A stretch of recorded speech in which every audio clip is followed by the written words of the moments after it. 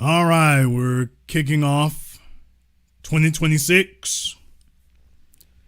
We are kicking off 2026. Glad to have you all here with us for the first broadcast of the business for 2026. There will be some ominous overtones. You have been warned as we are boldly stepping into the future here.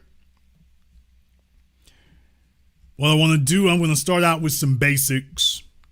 And first, we are going to discuss looking forward here. Black Enterprise Magazine, numerous actions to help Black Americans build wealth in 2026. Let's take a look at their suggestions. Consider a high yield savings account, automate your savings, construct a budget, establish an emergency fund, fund a 401k or IRA, explore compound interest, leverage new tax breaks. And then way down here, after they said all this other stuff, they finally mentioned the one thing that actually is effective. Look at other ways to boost your income. How are you going to save any money or construct a budget or put money in your IRA if you don't have enough money to begin with? But you'll notice they didn't start there. They started with something else. A bunch of other things. Yeah, because this one right here is not easy. They say to boost your income, doing this can help you conquer financial snags. Spreading out your income can come from several sources, including starting a side hustle, freelancing, consulting, or part-time work. The extra cash can augment your primary income. No, they don't talk about a high-paying job to begin with. I'm the only person who discusses that. Damn! But, by the way, if you stumble across them, everything is like it's always been. These folks were never helpful. They were never helpful, and they're still giving out the same irrelevant dreck that they have, so they get paid to write articles, but their articles are summarily useless. Examine investments. Oh, I would love to read this one here. Make sure your wealth portfolio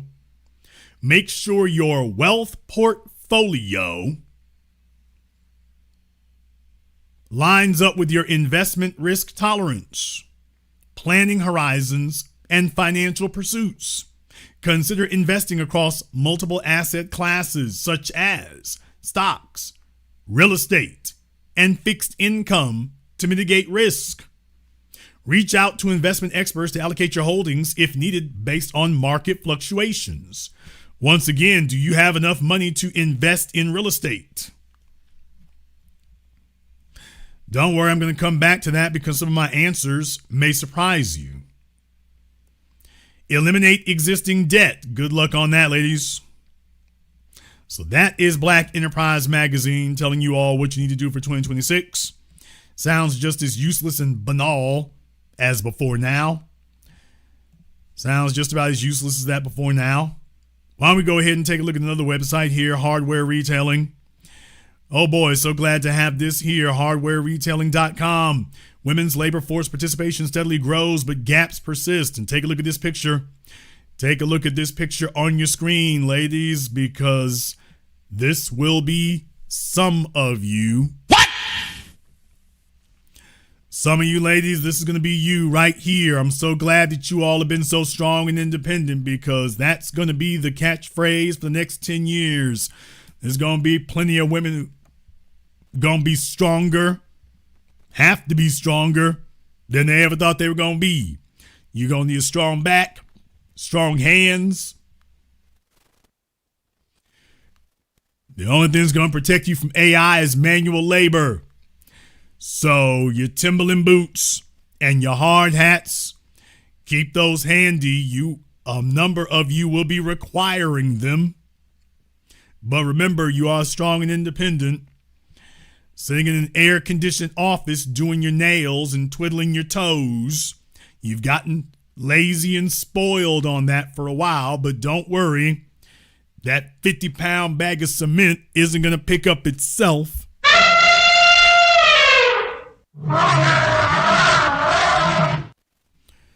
Just saying, that 50-pound bag of cement isn't going to pick itself up.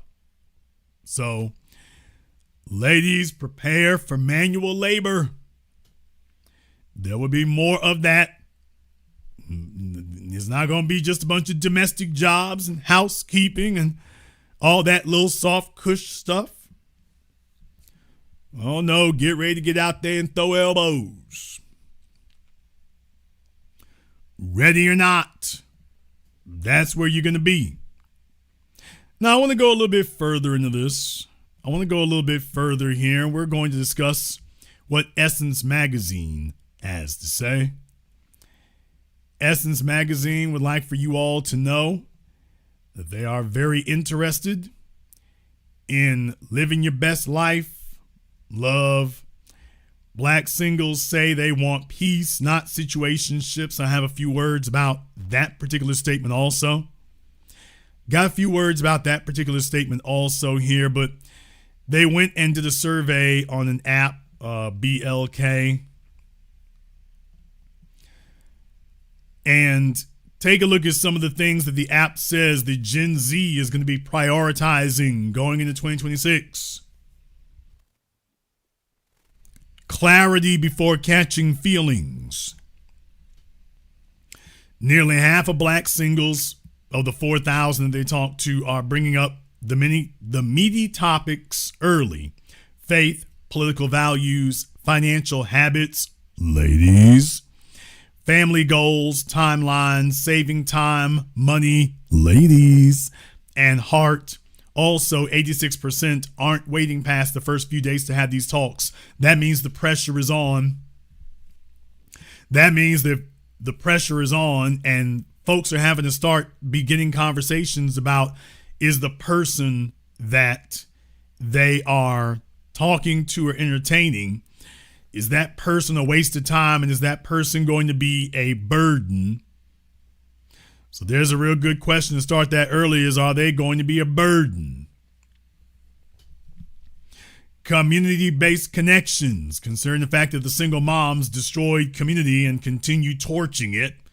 Good luck there. Community can be an effective way to meet significant others, and wait till you hear some of the stuff they say here, folks. Gen Z is leveraging that strategy. 40% of black singles say they're meeting dates through community spaces. Oh, I'd love to hear what those are. From run clubs. Nigga, what? Okay, I want to know how many folks are in a run club. To brunch gatherings. How many of you, quote, go to brunch? I want to know who does that. Church groups. Gen Z. Gen Z is got church groups.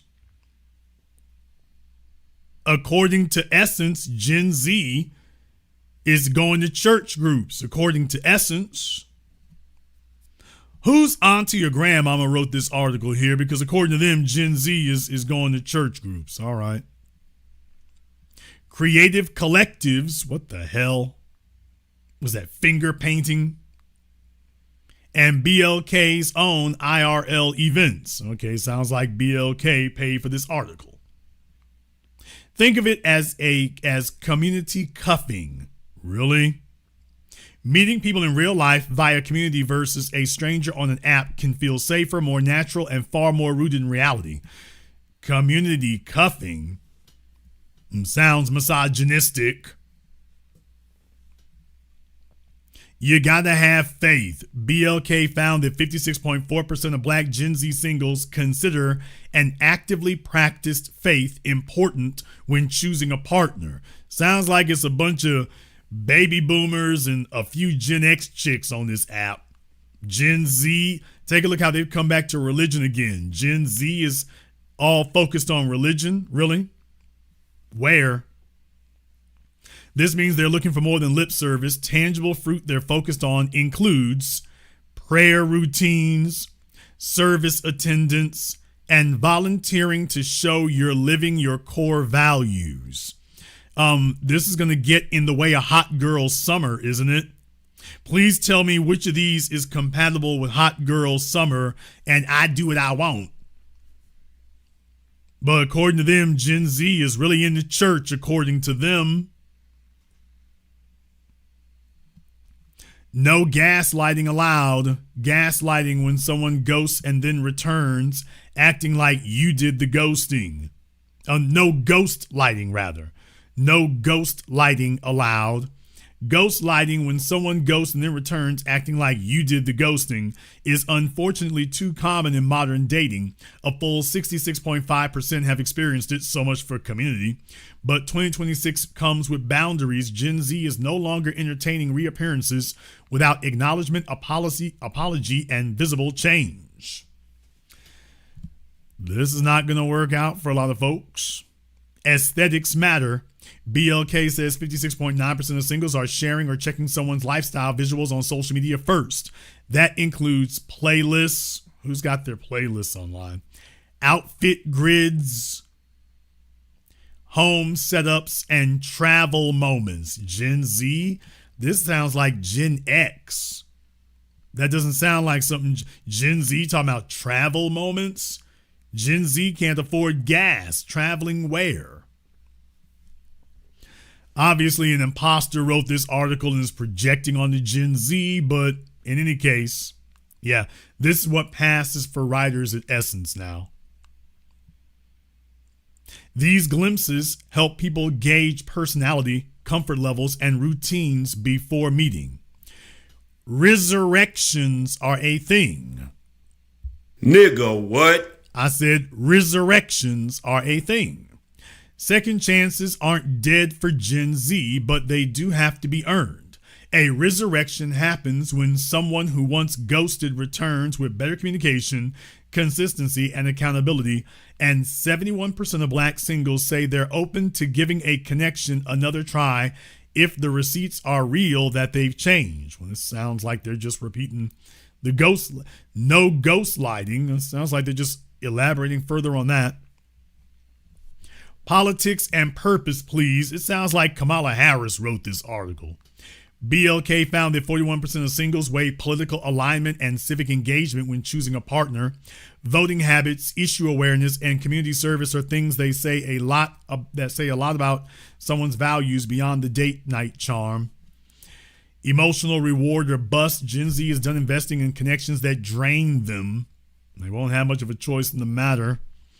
According to BLK, 81.9% of singles evaluate relationships based on emotional return factors like consistency, clear communication, and support. They're normalizing check-ins and shared goals and building toward peace and stability rather than chaos. Well, isn't that, they're normalizing check-ins. So in other words, what they're saying here is that men need to tell women that they need to check in, and that just needs to be normalized. I'm so glad they said that. How much you want to bet that they'll be backtracking on this very soon? You'll see an article from them saying men are a man who wants you to check in is controlling. Date listing. Life gets busy, but that doesn't mean interest has to die. Date listing is a respectful pause that includes light check-ins, honest updates. Honest updates, that means if you're sleeping with other people. And openness to reconnecting later. And 81.8% of respondents say they're comfortable with that kind of clarity. Well, so much for all this other bull crap they set up here. Clarity before catching feelings and, aesthetics matter. Okay. Emotional reward or bust. Well, here, the date listing thing, this just sounds like casual dating and hookup culture to me. This sounds like we're off again, on again to me. So, welcome to the new world, same as the old one. No big changes there. Going into 2026. No big changes there.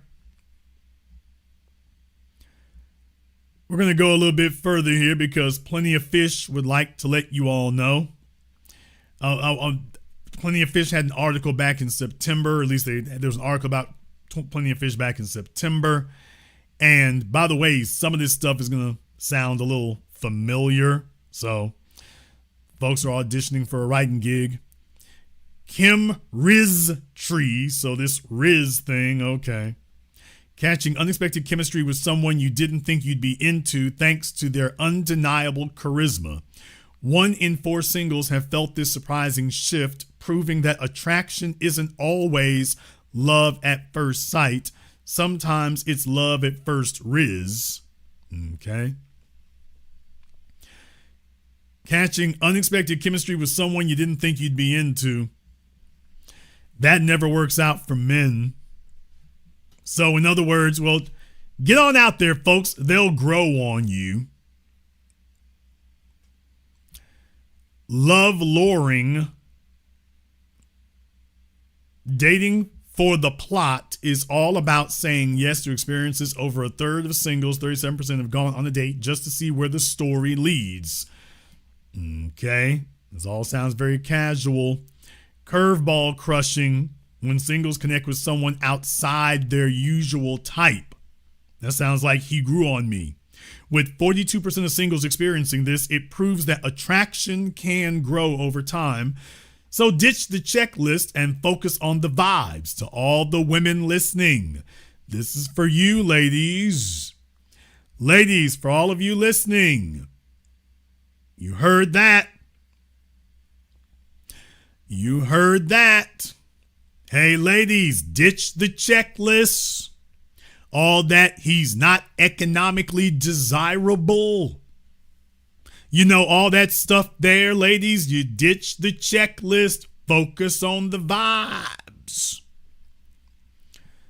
You all need to stop trying to be strict and impose your petty desires. Time to get practical and focus on the vibes. True casting. No filters, no facades. Damn! Oh, please. Oh, man. Fellas, here's where things get rough. And telling the females this. Oh, telling the females this one. Oh, man, this is not going to work out so well. No filters, no facades. 1 in 4 singles report showing up as their authentic self from the very first date, proving that the best relationships begin with the real you. Folks, 1 in 4. 25%. Even if you go by these numbers, 1 in 4. Really? Was that even worth reporting? They're acting like this is a paradigm shift. Status flexing. Singles are ditching ambiguity. Didn't you hear? Situationships are out. Nigga, please. And defining the relationship is in. Whether you're casually dating, 64%, well, that sounds like situationship. Agreeing to be exclusive, 30%, or full-on boyfriend, girlfriend, 62%. Most singles, those numbers sound like they overlap. Most singles today are proudly labeling their status.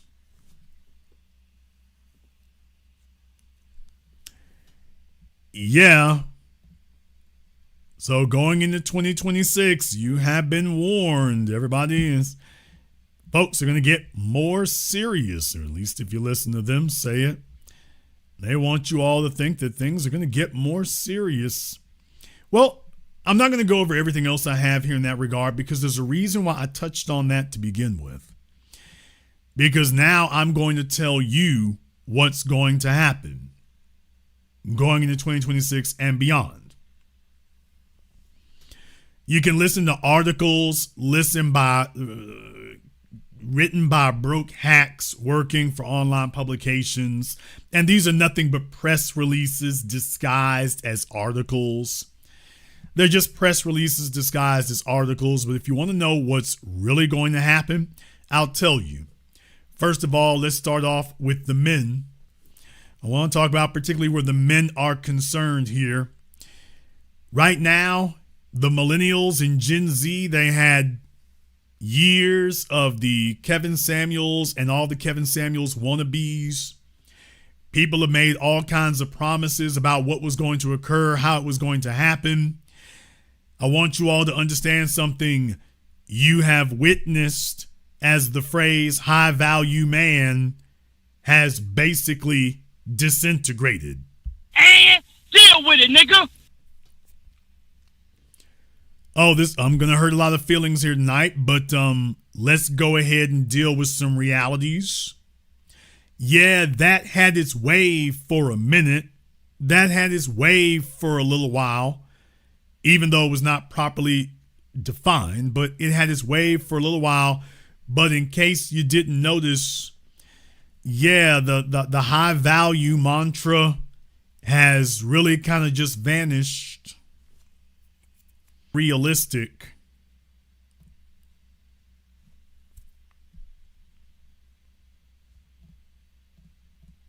That's the reason why. It was unrealistic because it sounds great in a YouTube video. It sounds great as the title of a YouTube video. It is far more difficult to implement in real life. And by that, what I mean is for the men. I mean that for the men. You know what's missing, folks? What is missing is the fact that you don't have, outside of my channel, you don't have men talking about their high value community. You see, here's the issue. If you're going to claim that being high value means that you are known at a LinkedIn level and you are recognized by your peers, then the problem is, if you're going to have a YouTube channel, you need to be talking to the men, but the men do not have LinkedIn level as a group. There's one guy over here and one fellow way over there in another state, one guy way down there somewhere. But as a group, that's what's missing. As a group, that is missing, and because you're not prepared, you can't move as a group. Even if you believe that the women are on bullcrap and foolery, they are moving on their bullcrap and their foolery as a group. That's the critical part. What has been missing is the men have not become organized. And your YouTubers do not want to discuss that, primarily because they are incapable of upgrading you. So if you start asking them questions, it gets real silly and real awkward and real strange real quickly. But the problem is the high value thing crashed and burned, and you can't blame it on the death of Kevin Samuels, because if it's relevant, it should keep perpetuating beyond the person. It wasn't, because even when he was alive, nobody made it their priority to organize the men, so that the men are focused on that, no matter what the females are doing. That didn't occur. It isn't occurring now. It's not happening today. Outside of here, it's non-existent. Let me explain something here. You don't need men to get together for a cars and coffee. That's not what the fellas need to be getting together for, because the guys who go to cars and coffee have already got stuff together. Here's the problem. Most males today, once they have their money right, they're just looking for a hole or a hovel for themselves to go hide out in. Let's call that for what it is. Most men, they have an issue, a sexual problem and a financial problem. Once they've resolved those two things, they recede into the background. They recede into the background. And there's the issue. That's the issue. No, the words didn't die with him. It keeps going otherwise. Hope is not a strategy. Just soak up the game. The problem is that as men, what men tend to do is they want to come online, they want to listen to some guru tell them, here's what works with the chicks, here's what'll get you the car you want. And then as soon as the men have that, then they recede into the background and disappear. That isn't being organized. That isn't. But the problem is that most men just want to get just enough so that they can solve their own personal immediate problems, resolve their own personal immediate issues, and then after that, deuces, they're gone. They're gone. Once they've got what they want, they don't give a damn what happens to the group. So you see, the young men don't have mentors. They don't have mentors on the ground, because just as soon as that fella has the sexual access and the financial access that he wants, he leaves all the other fellas to their own devices. That is a formula for failure. Once again, you can complain about the females all you want to, getting together with their group think and their group talk, but once again, they are getting organized. You don't have to like it, but they are at least organized, even if they're only organized in their foolery and stupidity, but they're organized. When the women get somewhere, the first thing they do is come back neck jerking and feeding their poison back into the well of all the younger females coming after them. They don't just recede into the background. You see, let me go ahead and tell you something. Oh, should I say this or should I not? Should I say, you know what? Let me go ahead and it's the first program of the year. So why don't we go ahead and just do it like this? We're going to fire up the cauldron. A little early for the dark arts, but we're going to fire up the cauldron.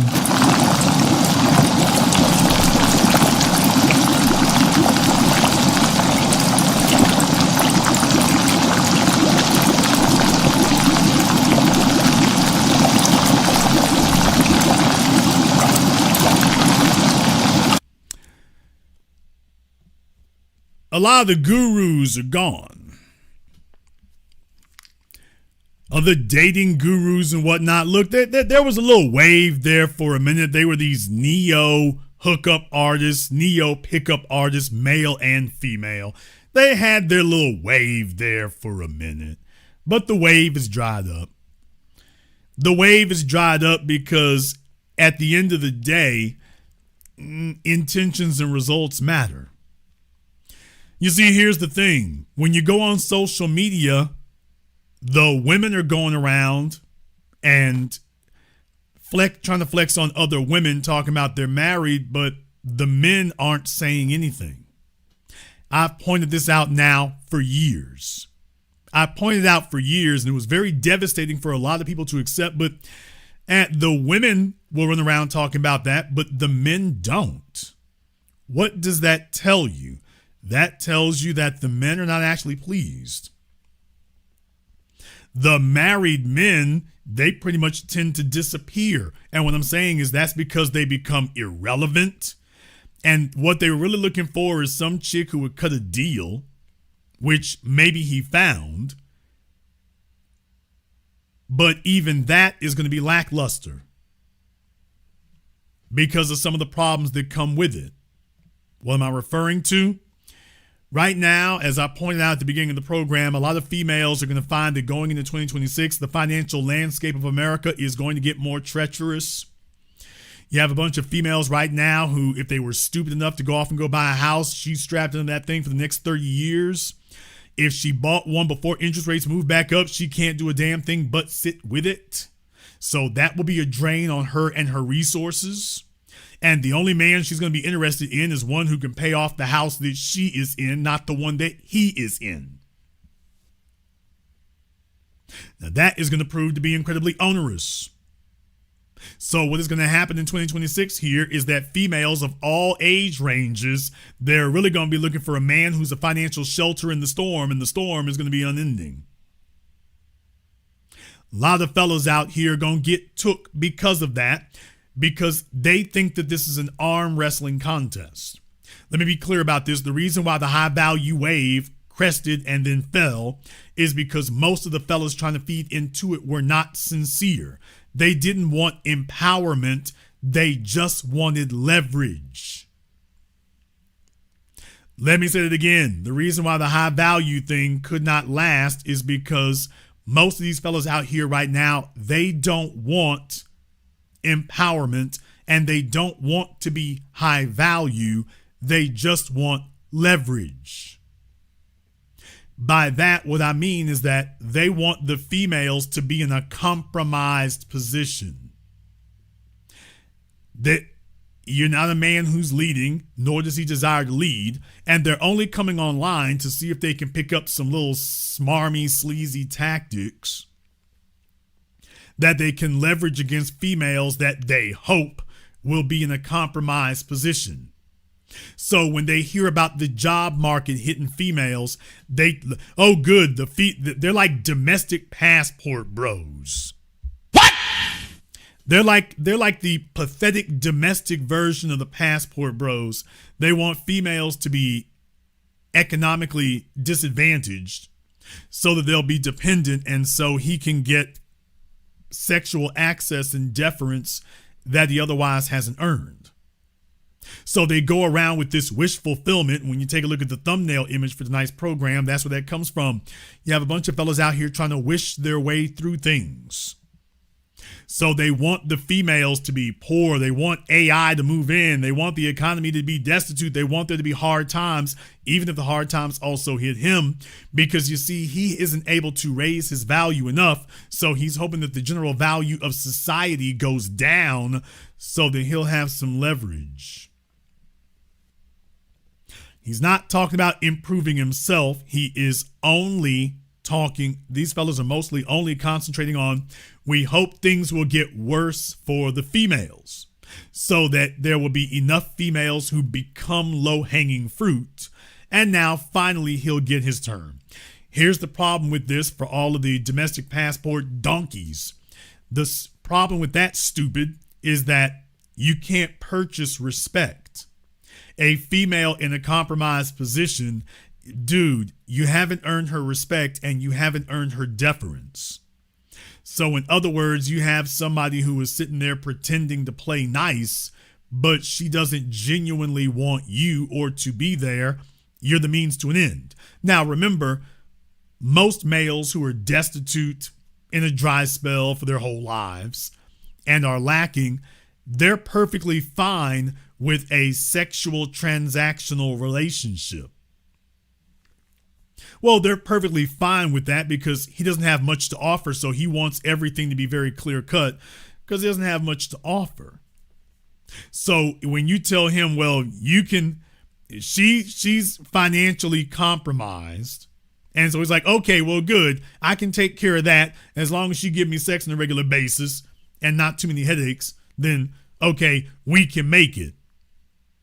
They totally disregarded the most important things because they want it to be easy. They want it to be easy. They want it to be simple, and they don't want to have to think.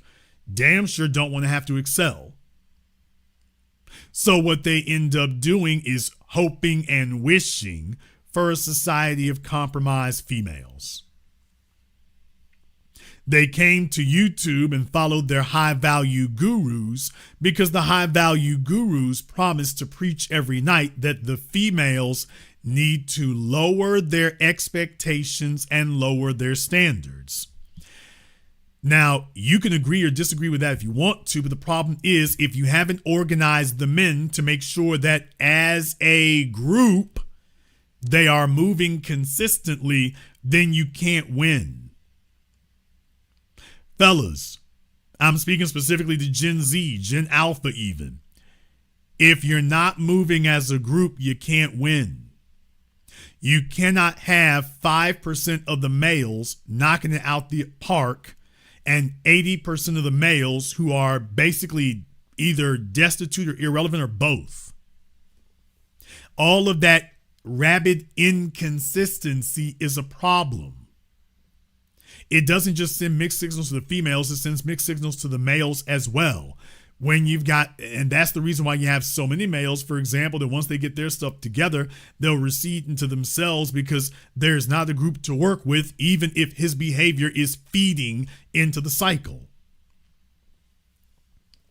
As men, it does absolutely no good to sit up here and talk about how bad the females are doing or how bad they might be doing because you're hoping that their situation will get so bad that they'll have no choice but to give you some deferential treatment.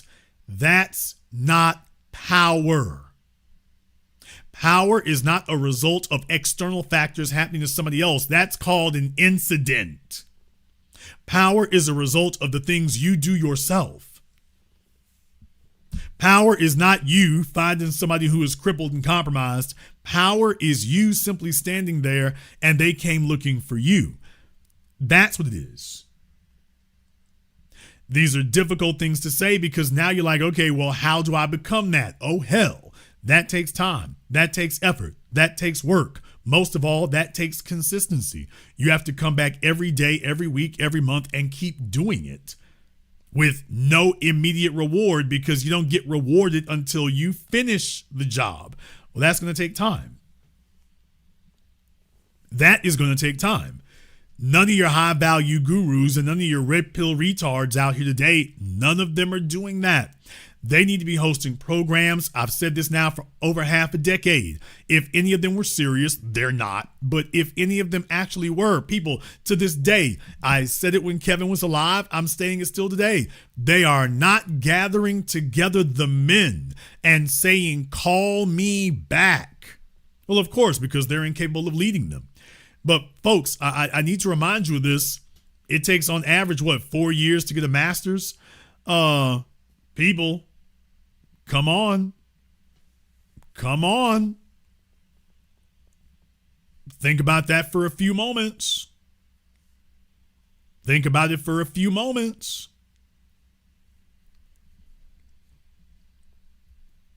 After 6 or 7 years, if the fellas who were listening to the high value entertainers took any of that seriously, then you should have a battalion of them today. And some people are not going to like what I'm going to say here, but you know what? Going into 2026 here, let's go ahead and just lay it out on the real. The y'all cats did not respect him. Y'all just tuned in to be entertained.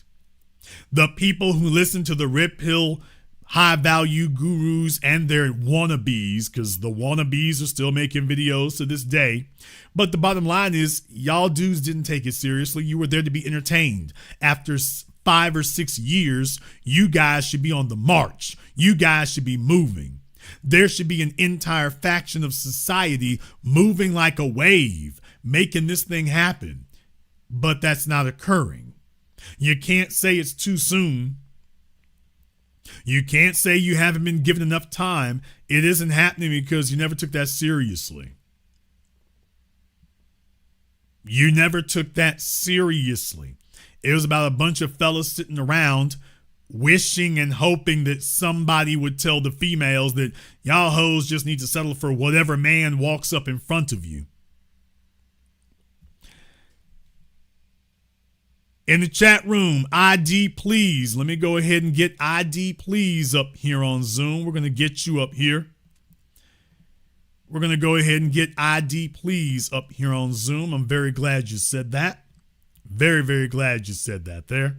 So let's go ahead and get ID please up here on Zoom. We're going to give you 2 minutes to give us a call here on Zoom. And let me go ahead and get the Zoom up here for you as well. So definitely, if you were a fan, then you definitely like this as well, that at least we have the ability to do that. Practically no one else does, but we have the ability to do that, and we are going to continue to do so. So let's go ahead and get that up here. All right, ID, please. We're going to give you 2 minutes to be on Zoom here.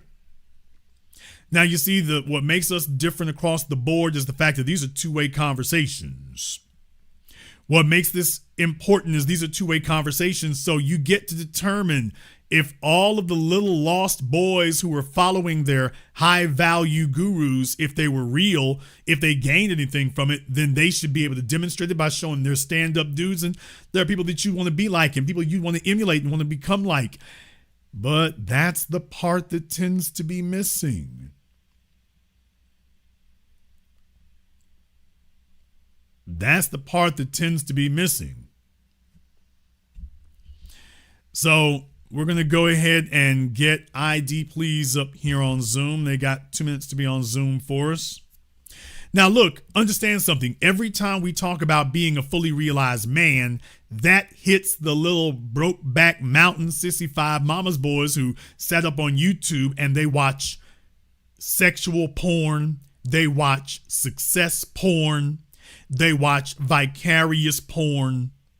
So you got to understand that when they get called out on it, it breaks their little sissified G-string wearing souls, because they're looking for a place where somebody will reinforce their weakness. That they like. It's okay. Somebody needs to stand up for me being weak. When they stop doing that, then all of a sudden they get in their feelings and they get upset. They get really upset because they thought that the world was safe for simping and being weak. And no, that's not the way it occurred. The world is not safe for that. The world's not safe for that, and it is not going to be reinforced for you at all. You don't have to like it, but we can all see how things ended and how it all turned out. All you guys who are over there watching them, you haven't picked up the banner. You're not galvanizing or organizing your group. No one has gotten together to do that. They just get together to sell a course. They get together to sell a course, or maybe to sell some useless patron, but they are not coaching and organizing and saying, call us back, and you got to check in with the other men so that we can see how that's coming along for you and whether or not you belong in the group. That's not what's occurring. None of them picked up the banner because they couldn't, because they can't coach these young fellas. None of them did that. It was all about seeing how much money you could sponge off of a YouTube subscription. And then that was it. They sent everybody back home to their failed, futile lives. But what they didn't do was organize them. So just like somebody who's living in delusion of a superstition, when you call out this very simple truth, it breaks their souls, and they can't say what I'm saying is wrong. They can't say that what I'm saying is incorrect. No, if you were sitting there listening to your high-value gurus, you got played for an idiot, but I can't really say you got played for an idiot because they weren't sincere, they were not capable, and you're not sincere either. If you were, then there would be battalions of you moving in sync and unison today. You would not be asking where the females are. You would be far more concerned about aggregating power amongst yourselves.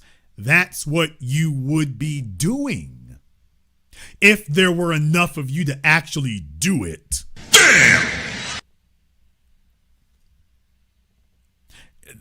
Folks, you saw how large Kevin's audience was, how large Fresh and Fit Myron is over there yelling, is sitting up here attacking Jews all the time.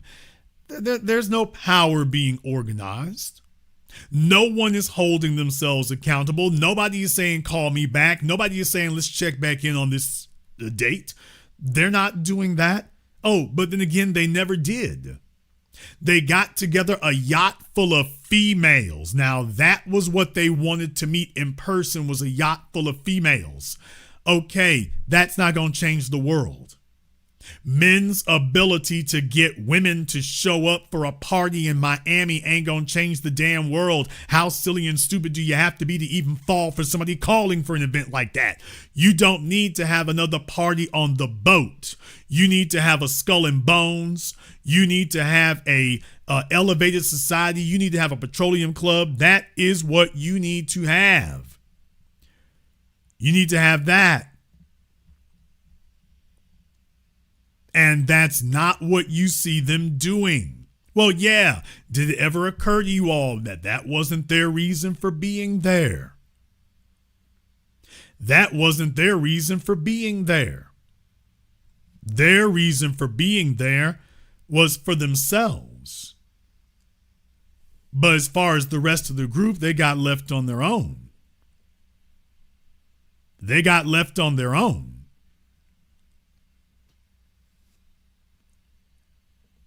Now, you're not going to be able to change anything if the men are either unwilling or incapable of conglomerating themselves.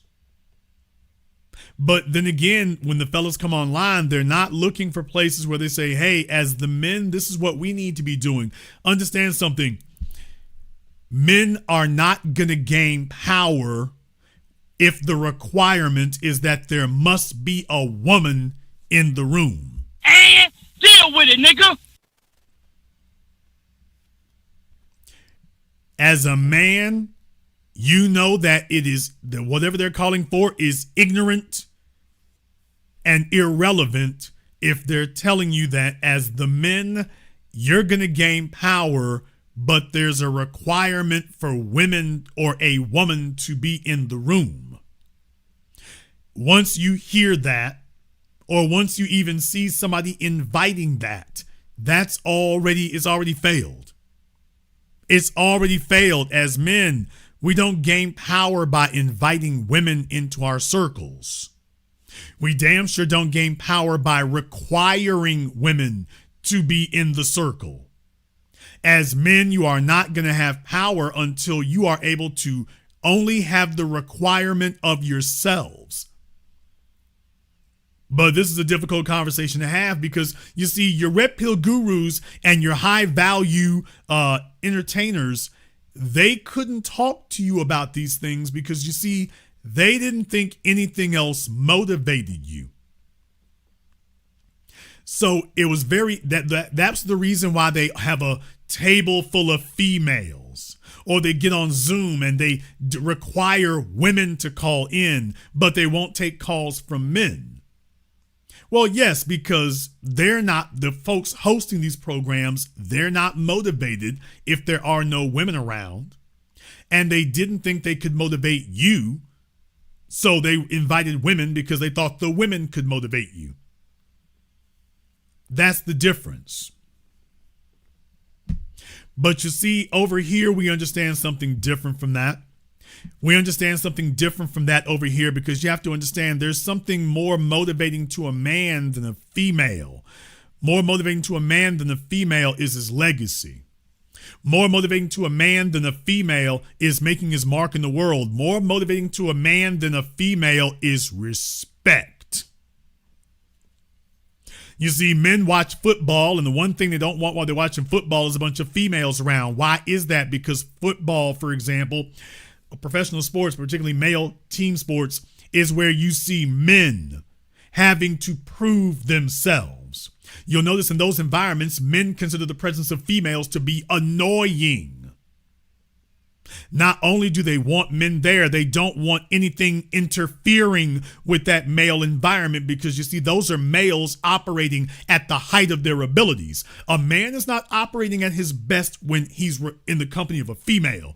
He's operating at his best when he's required to compete against people who are as good or better than him. That's when a man is operating at his best. And when a man locks in, when he locks in and gets zoned in, he becomes upset when something starts becoming a distraction. Females are a primary distraction when men are trying to get something done. When men are trying to get something done, we want to be laser focused. We are not just annoyed, we are offended at a distraction. And when it comes to sports, women are distractions. You are operating at your best when you are making that happen on your own. You're operating at your best when you are forced or required to compete in the company of other men and to prove that you're good enough. You all will notice that at professional sports games, men will get into fights with, people in the stands. Ticket holders in the stands, the athletes are getting to it with them. You don't see athletes skirt chasing while they're on the field. When the men are on the field proving themselves on the proving grounds, do you notice that sex drive thing goes away? That they're tuned in and locked in, and they'll get into a fight with a fan before they wink at one of the females. Did you all notice that? You don't see your athletes winking at the chicks, and the chicks be throwing themselves at these dudes at these games. And no, he's not going to deal with that until after the game. While he is out there, that is the most important thing. It is more important than family, friends, more important than a female. This is his reason for being. A man being required to prove himself. That's his reason for being. So you see, I'm showing you that you are motivated by things higher than a female. You see, as a man, what motivates you is your ability to hold that trophy up in the air and to be respected by the other warriors. Women are a side effect and a result. The goal is to be able to hold that trophy in the air. The goal is to prove yourself. Women are a side effect of proving yourself. Your high value gurus and your red pill morons never talk to you about this because they don't know their damn selves. And even if they did, they don't know how to tell you how to get there. So if I was just talking out of my ears, why is it everything I just said lines up perfectly and makes perfect sense?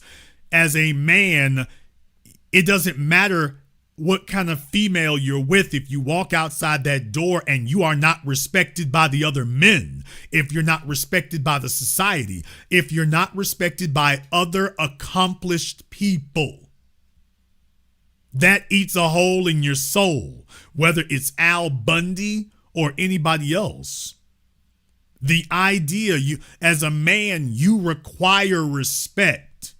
You want sex, but you require respect.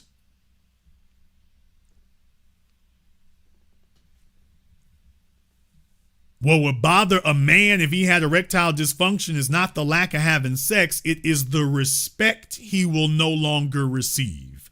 That's the thing that will make him want to go jump out of a window. Here's the thing, because when a man is building, he doesn't have a bunch of time for sex in the first place. He's making things happen. Where it will bother him is that if he can no longer sexually perform and now he's no longer respected as a man, now that's what bothers him, not the lack of sexual access, the lack of respect that came along with it. Inversely, if a man can get that respect without being required to give sexual access, let me tell y'all right now, the reason why most men are sex hounds is because they live in sex. You talk about food insecurity, they have sexual insecurity. What? They don't know where their next sex is coming from. However, when a man knows with absolute certainty that he's got guaranteed sexual access right next to him, all of a sudden, all that, frenetic desperation for sex goes out the window. Now that he's solved the issue, that goes out the window. He's not sitting there all desperate and feverish for it. And guess what? The first thing he does is not chase another chick. The first thing he does is chase a bigger challenge, chase more improvement, chase more accomplishment. You want to see a man who comes home depressed from the job, put him in the company of accomplished men, and then let those accomplished men look at him and tell him that he's not on their level. There's a reason why men work and work and work. They're trying to prove something. When women go buy a house, that's because she got mommy issues. When men buy a house, he is signaling to the world his level of performance and accomplishment. So you see, that matters. Women walk off into terrible mortgage loans on terrible mortgage terms. Men are competitive. So if he does walk off into that, he's been gauging that. This is another arena in the battlefield for him. And he wants to prove that he's worthy. So the worst thing that can happen to a man is not female disapproval. The worst thing that can happen to a man is not earning or gaining the respect of accomplished men around him. That matters more to a man than anything. So you see, your level of performance is critical and key, because one day you are going to be standing in a room of other accomplished men, and you want to be able to say that you belong there, that you've lived this life and you've actually earned the right to stand there. If you don't, just realize what comes along with that.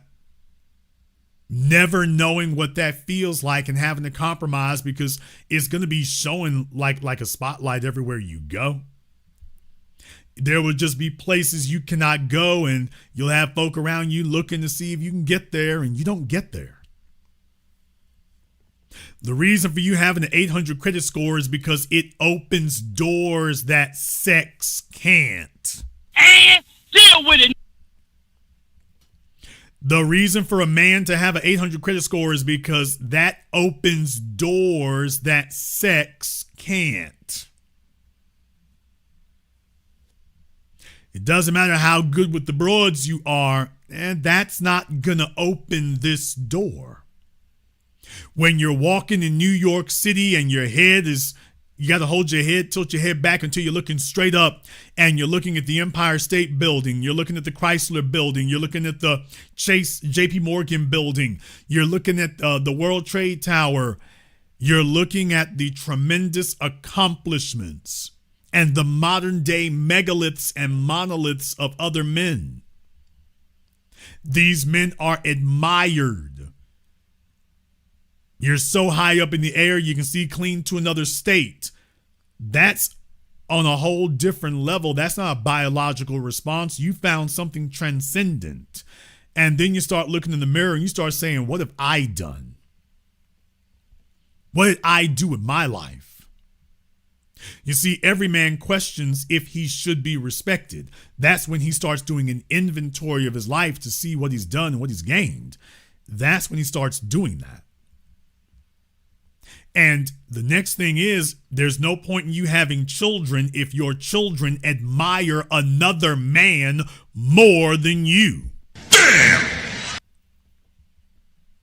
Why is it that your high value gurus and red pill morons never had a long conversation with you about that? There's no point in having children if your children are going to respect another man more than you.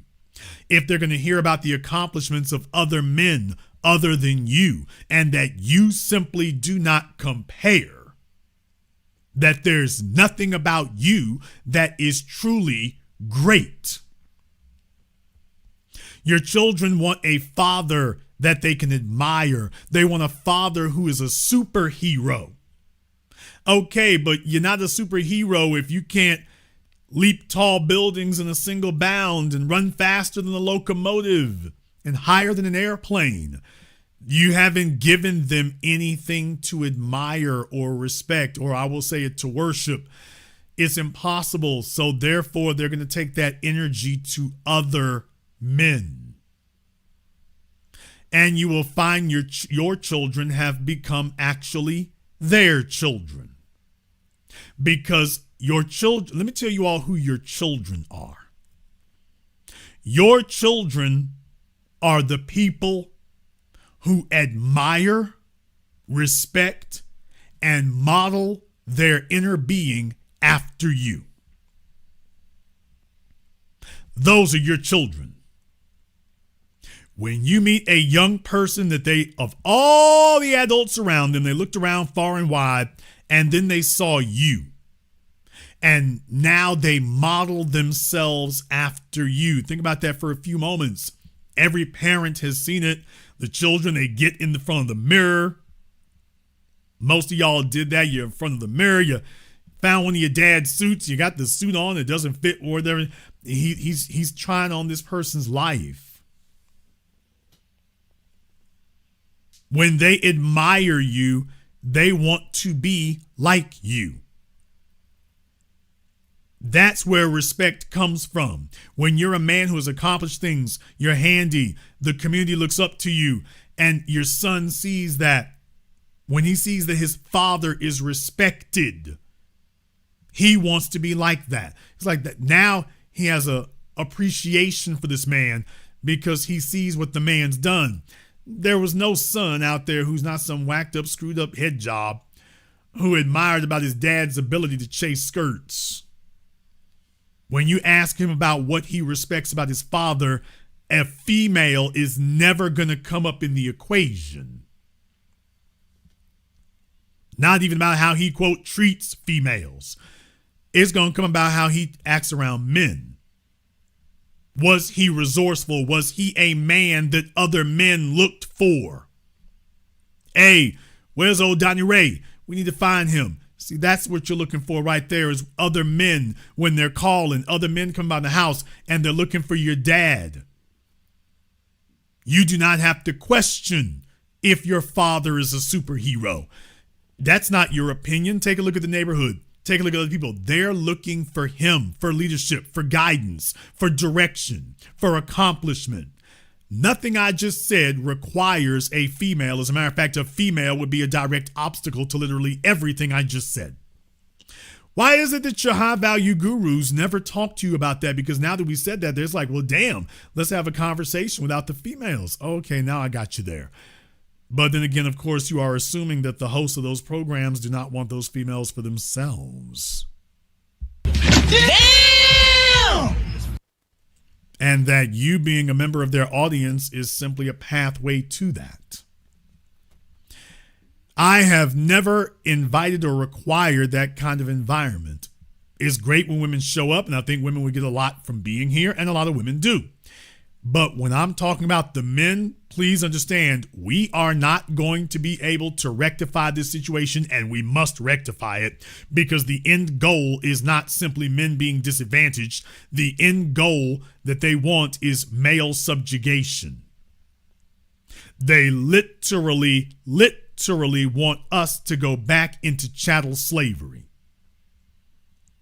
So they've been moving all these societal mechanisms to basically make us slaves in every single way they can imagine. I mean, when a man gets married and has to pay alimony, that's literally state-sanctioned slavery. He has to continue laboring for somebody else who's doing nothing for him. That's slavery. That's slavery. That's the kind of thing that hurts them when you have to say that. By the way, understands this. Some of the mama's boys and whatnot. You talking about my daddy? Some of them are crashing out in the chat room because, yeah, look, you didn't have a father in your life. It's tough for you to hear that. But then again, take a look at the way you're acting. Fellas, you can't act like a little 65 mama's boy with a leather G-string oiling up your legs and expect that a man's going to want to hang around for that. So if what I'm saying is bothering you and offending you, it's because, look, you know, you're a little fellow wearing lace and satin. That's not going to work. Getting mad at me for telling the truth, that's not going to change your lack of masculinity and manhood. It's not going to do that. So if you're hating on it, I mean, you can hate, but you think that's going to turn you into a man finally? I don't like Jason. He hurt my feelings. Okay, you think that's gonna make him? You think that's gonna make a man of you? You think complaining and being bitter?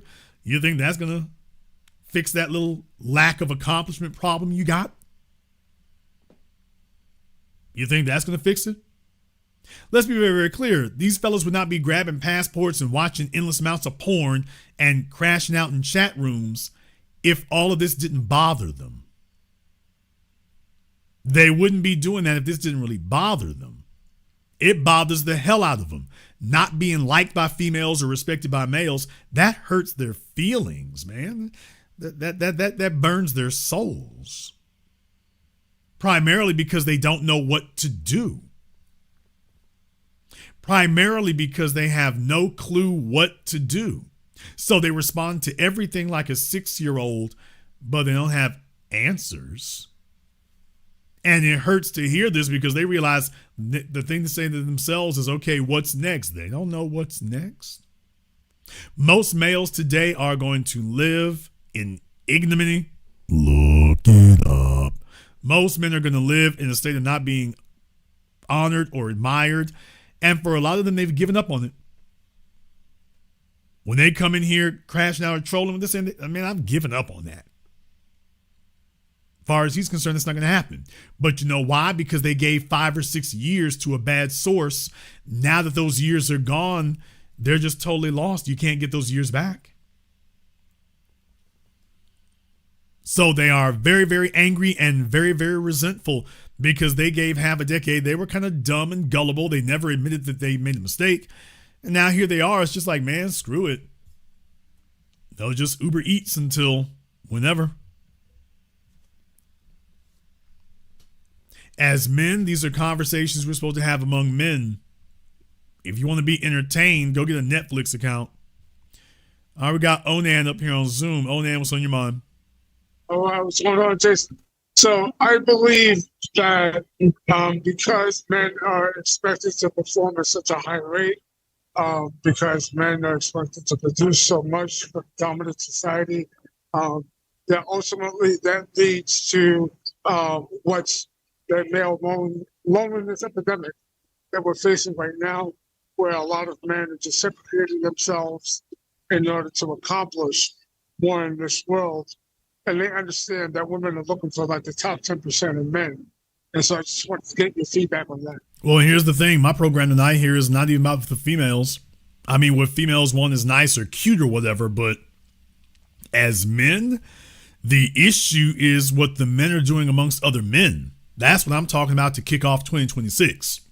It is far more important that the men get organized, the men get cohesive, that the men are working in the company of other men and coming together there with zero females involved, zero females entering the conversation or discussion. A woman ain't gonna make you rich. And deal with it, nigga. Fellas, a woman is not gonna accomplish anything for you. So to all the fellas out here with a single mother bastard baby making neuroses, dude, the greatest, most eventful, most momentous things that happen in your life, a female is going to have nothing to do with it. Now, this is the bottom line. The biggest accomplishments in your life will not involve a woman at all.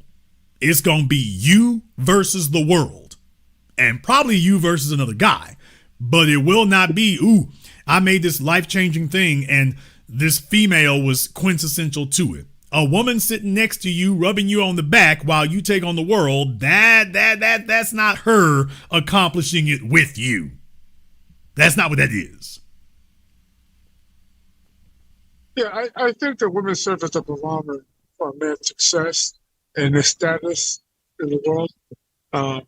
Like you tend to look at the status of the female and how it runs parallel to the status of the man, you know, like Giselle being married to Tom Brady, stuff like that. But yes, I do think that men need to understand that women are not going to be involved in the process of us becoming stronger men that will necessarily have to segregate in order to become more competent. I think of it almost like preparation for a boxing match. You know, as the old saying goes, women weaken legs. You know, a woman tends to get in the way of a man's concentration, and you know, he's not able to focus as much. But I'm going to land my plane there, Jason. B1, $. Thank you for giving us a call tonight here. Yeah, I mean that's a point I have to remind the fellas of here. Fellas, the most ambitious, the most noteworthy, the most important things that you will do in your life, a woman's not going to be a part of it. You are going to do all the heavy lifting. When you go get your dream car, a female isn't going to put dime one on it. When the day comes that you go to the dealership to go purchase your dream car, a female ain't going to put dime one on it. Nor will she ask to do so, nor will she require it. When you go get your dream house, a female isn't going to put a penny into it before you buy it, nor will she put $1 into it after you buy it. You are going to accomplish the most significant things in your life all on your own. There will not be a woman involved. There will not be one on the way, and there won't be one fighting to move you out the way so she can take that burden off of you. So if you're demanding one be around, it can't be for your accomplishment quota, because women don't accomplish things for men. Women don't build things. They certainly don't build on masculine terms. So you can't tell me that you're doing that because that's helpful. If female rubbing you on the back, that doesn't make a man a man. A man is a man in solitary. A man is a man in solitude. You don't gain respect from people because, oh, take a look at how well he lets that woman comfort him and pat him on the back. You gain respect among people when you're able to walk through the fires and sit in the desert by yourself alone with no timetable when anybody's going to come for you or if anyone's going to come for you. Well, that's what gains men respect. Not bragging to people about how dependent on a female you can be. So fellas, whether you like it or not, or whether you realize it or not, the most significant things in your life, you will do it without a female. By definition, the most important things you will do in your life will be done and must be done without a chick. All those things that you say you want, all the things you want to accomplish in life, all the significant things that make your name and make you somebody noteworthy, a woman will not be a part of that process. She'll be a part of a number of things after that, outside of that, next to that. She will not be a part of that. Now let me break your soul again. Nor does she want to be. You can scream if you want to. The 65 single mama's boy who crashed out earlier. You can be upset if you want to. Go ahead and let it out.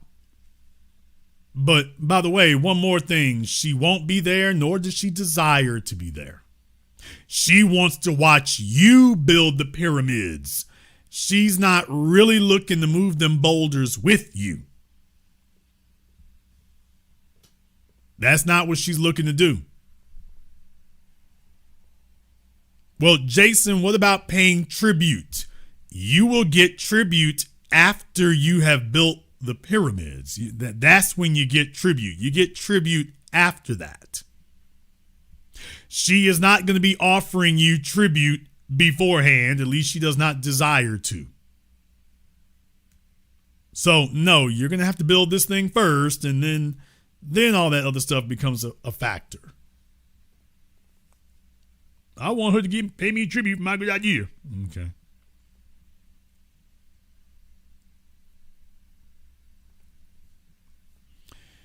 I mean, it's real nice if she brings you lemonade, but the bottom line is you're probably going to have your own.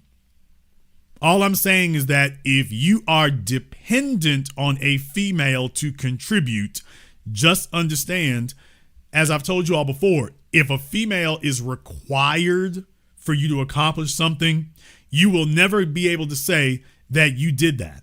Because anytime you do, she's going to be first in line to say you couldn't do it, that she was the one who did it. She's not going to say that you and her did it together. If you do something by yourself, your female is going to say that you did it. If you allow her to, quote, help you, she's not going to say we did it. She's going to say she did it. Oh, please. So there's the other issue in case somebody told you. If a female has to chip in, she is not going to say we did it. If she does 10%, she's going to claim she did it. She is going to claim that whatever part you required her to do, that was the most important part. That part right there. Whatever it was you asked her to do, she's going to claim that it couldn't get done if she didn't do that. So yeah, you were doing a lot of the grunt work, but she was the one who saved the day. She saved it because if she didn't put in her 2 cents, that 2 cents, you couldn't figure out how to do that by yourself. So she had to get in it. And if she didn't do it, well, then you wouldn't have been able to move any further forward.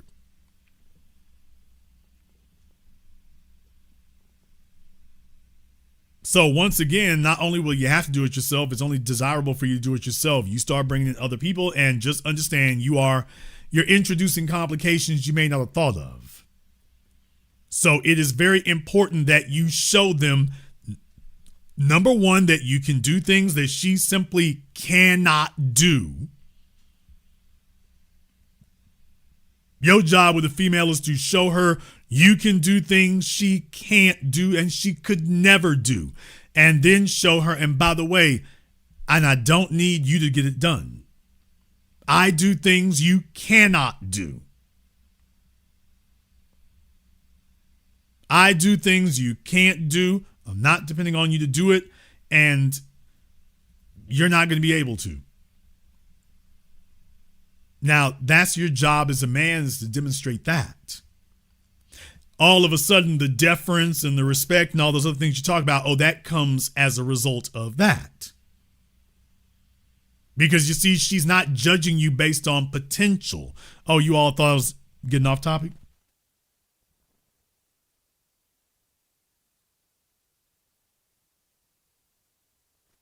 She's not judging you based on potential. She's judging you based on what she's seen.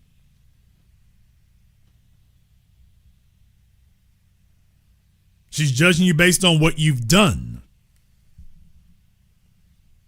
I mean, you can question many things, but you can't question what a man's done.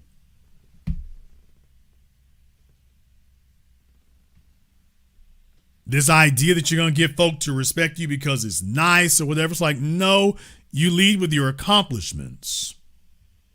You lead with what you've done. You lead with your accomplishments. You lead with what you've made happen. And then you tell her, this is what qualifies me.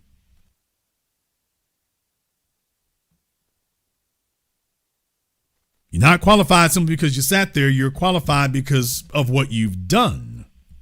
If she wants to argue with something, she can argue with your accomplishments.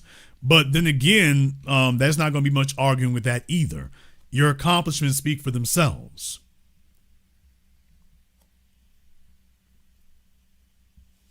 So another reason why it is essential that the men speak amongst themselves to themselves, because, by the way, the truly great things and the marvels that we do, there will not be a female there involved. When those things happen, it'll be men. If there is a female involved, it'll be in a minor supporting role. The heavy lifting, the females will be dealing with intangibles, ideas, suggestions. When it's time to put the down payment, when it is time to pay the mortgage, when it is time to put up the renovation, when it is time to build the skyscraper, when it is time to pave the road, you'll be by yourself when that happens. At that moment, she gonna cut out.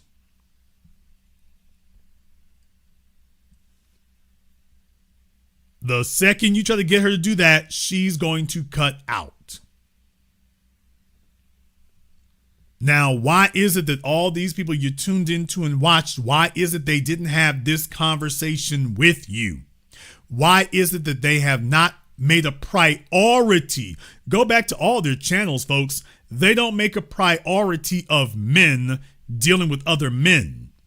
It is useless and worthless to have a convention of men getting together to talk about how screwed up and how hacked off the females are. That is worthless and useless. It's very entertaining, it's very comforting and very soothing, but it doesn't require anything of you. You might as well go see a movie. It doesn't require anything of you. That doesn't require any level of competence or accomplishment from you. Do you realize that's the fundamental flaw in what they do? If they're going to get you all together, they need to be gathering together. Okay, who's got what? Tonight's program, I may have to retitle it. Either that or go into it more in depth. Fellas, the world is an island. The world is an island. You are stranded on the island of the world, and you cannot leave.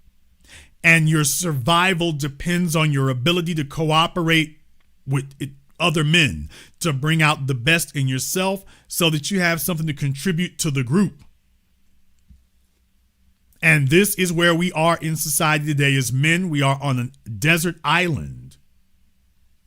And what the first thing that we would do as men when you're on a desert island, the first thing we do as men is we get all the males together and we start doing an inventory of skills, resourcefulness, resources, knowledge. That's the first thing we do. As men in a group, we automatically start organizing along the lines of competence, the lines of ability. Women organize along the lines of likability, which is why women on a desert island will die very quickly, because women's ability to cooperate depends on whether or not she personally likes the female talking to her. If she likes you, she may cooperate. If she doesn't like you, then all of a sudden, she doesn't want to cooperate with anything. As a matter of fact, even on a desert island, she'll be sitting there trying to undermine you. Even with you all's survival at stake. If you got 5 females, if one of them doesn't like the others, she will be openly trying to sabotage the other one. Now, that's not the way it happens among men. You know why? Because as men, we move differently. As men, we look at each other and size each other up. And if there is some sap-sucking bastard here who is undermining other people here, we're going to get rid of him. See, there's a mechanism that females don't have. When men get together and organize, we look for a cancer and then we remove the cancer. If there is somebody here trying to undermine somebody else because you own some petty stuff, as men, we automatically recognize that as a threat to all of us. If you are unable to tuck in your little petty regards so that the group can survive, the group is going to move on you. We're going to move on you on account of the fact that you are a threat to the group. That's the difference. You're a threat to us. Whatever personal petty beef you got with somebody else, the survival, nobody's bigger than the program. And on a desert island, the program is survival. You talking about or doing something that has nothing to do with our survival. If it doesn't, then you're endangering it. You got to go. You got to go.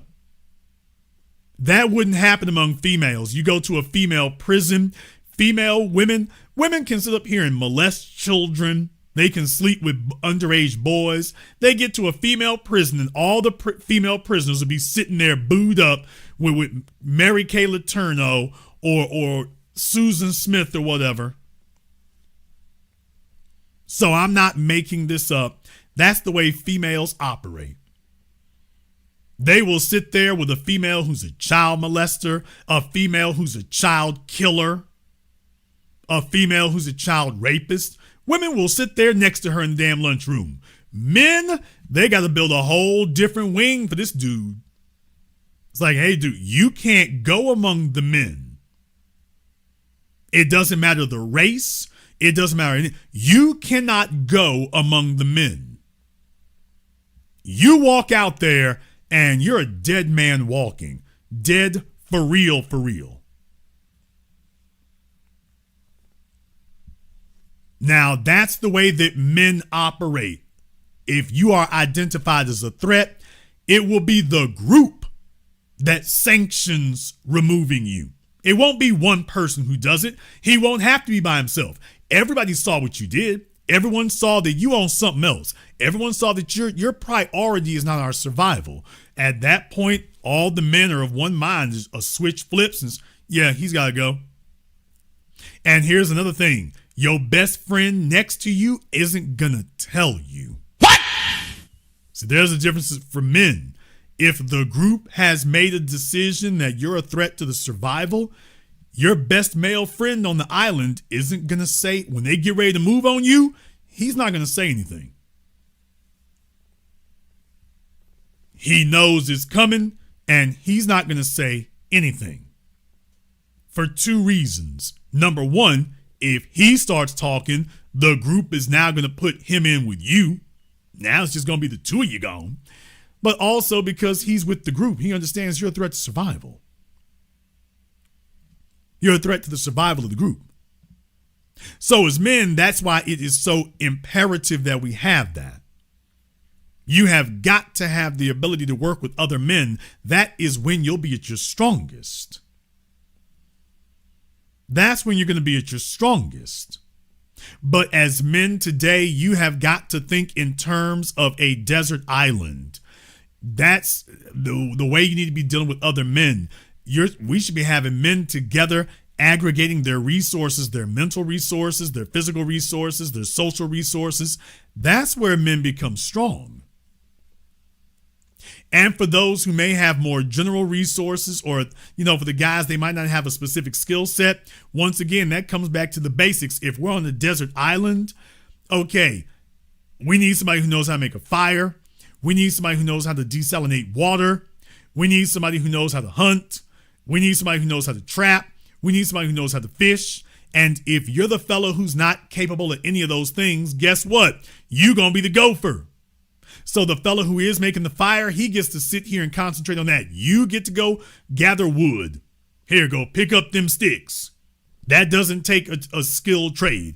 You can pick up the sticks. You can pick up, kindling. You can pick up things that will catch fire quickly. You can pick up that stuff. You can do that. If we need to desalinate water, you going to go gather water. I don't care if all you got is a Dixie cup. You going to keep going back and forth to the water with the Dixie cup on account of the fact that that's your skill. That's the top of your skill set. Okay, on this island, whatever's at the top of your skill set, that's where we're going. And furthermore, as men, that's what you look for. As men, that's what you look for. Because as a man, you want to prove to the group that you belong there. You want to prove to the group that you are helpful. So if all you can do is gather sand, there be a mountain of sand over here. If you can just go get water, there be a whole damn garbage can full of water over here. 55-gallon drum. If that's what you can do, remember, there are no little jobs, people. There's no minor things. There are no minor things. Okay, hey, you got to get branches. There are no branches on the ground. I guess you're going up in the tree to knock branches off. Okay, you need to show the group, hey, if all I can do is get branches, I'm going to be the best branch breaker on this island. I'm going to be the best branch breaker you all ever saw. Men respect that. The fellow who makes fire respects the dude who climbs up in the tree and is breaking off branches. He can respect that. The fellow who's going to filter the water respects the dude who brought him way more water than he needed to work with. He can respect that. Just because you're a carpenter doesn't mean you don't respect the plumbers. Just because you're a plumber doesn't mean you don't respect the electricians. Just because you're an electrician doesn't mean you don't respect the carpenters. The fact that you can't do something somebody else can do doesn't mean you don't respect them. As men, that's where we come at it from. So yeah, dude might not be able to make a fire. Okay. I respect the fact that he is working his ass off gathering branches. Okay, at least we don't have to look for branches. He's like, hey, I can't make a fire, but I'm going to bring you every damn thing there is to burn on this island. Okay, it's a start.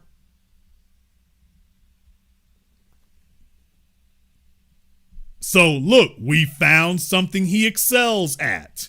Hey, he's excellent at gathering branches. He's excellent at gathering sand. He's excellent at gathering seawater. He's excellent at that. We can teach you how to fish. We can teach you how to make a fire. How do I teach you to work your ass off so we can survive? How do I teach you to do that? How do I teach you to want to give your best effort so that we can survive on this island? How do I teach that to you? Because I can teach you how to make a fire. I can teach you how to gather wood. I can teach you how to filter water. How do I teach you to want to survive on this island?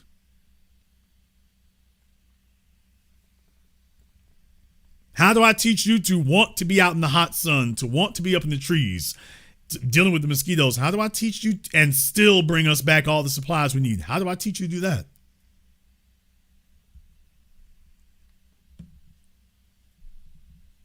So don't let anybody lie to you or discount the value of what it means to be a man as part of a team. Everything starts with desire. We want to see that first. The females that get together and don't even have the desire to cooperate. As men, it starts with that desire. If you have the desire to learn and the desire to do your best, we can work with you. The problem with the damn mama's boys is they got too much of them hoes who raised them in them. So you've got grown men who respond in the company of other grown men like the hoes who raised them. So they're laughing and giggling and trolling and not taking anything serious. Well, he's not building anything. Neither did this slutty ass, greasy ass mammy. She's not building anything either. So he's just become the male counterpart to the failed whore who gave birth to him. Then when he comes around other men and hears this kind of conversation, he responds like her. The difference is his mama's got a welfare check and some food stamps to depend on. As a man, that's not going to be you. The world does not respect a man who doesn't produce. The world doesn't respect that. The world doesn't have pity on that. And it doesn't ask for your sob story. So as men, we have to start thinking and organizing like a desert island. Okay, who's got what skill set? Who's got what resources? Start putting that together. If your YouTubers were actually serious about anything, that's the convention they'd be having. Bring together your real estate heads, bring together your carpentry heads, bring together your financial game heads. Let's bring them together in one place. And at the very least, if you're not the person who has those skill sets, at the very least, you can bring your savings. At the very least, if you've been gathering savings in your bank account is the gathering of twigs and branches. Anybody can save money. Some can save it faster than others, depending on your job. But there's no reason for us to come back in 12 months and you don't even have a branch. Maybe you don't have 100 branches in 12 months, but there is zero reason for us to say, okay, we're going to come back and check on you in 12 months. And in 12 months ago, you had no branches, no twigs, no nothing. And 12 months later, you have no branches, no twigs, and no nothing. At the very least, in 12 months, you should have been able to gather at least a couple of branches. If we don't see anything, that's because you're not trying.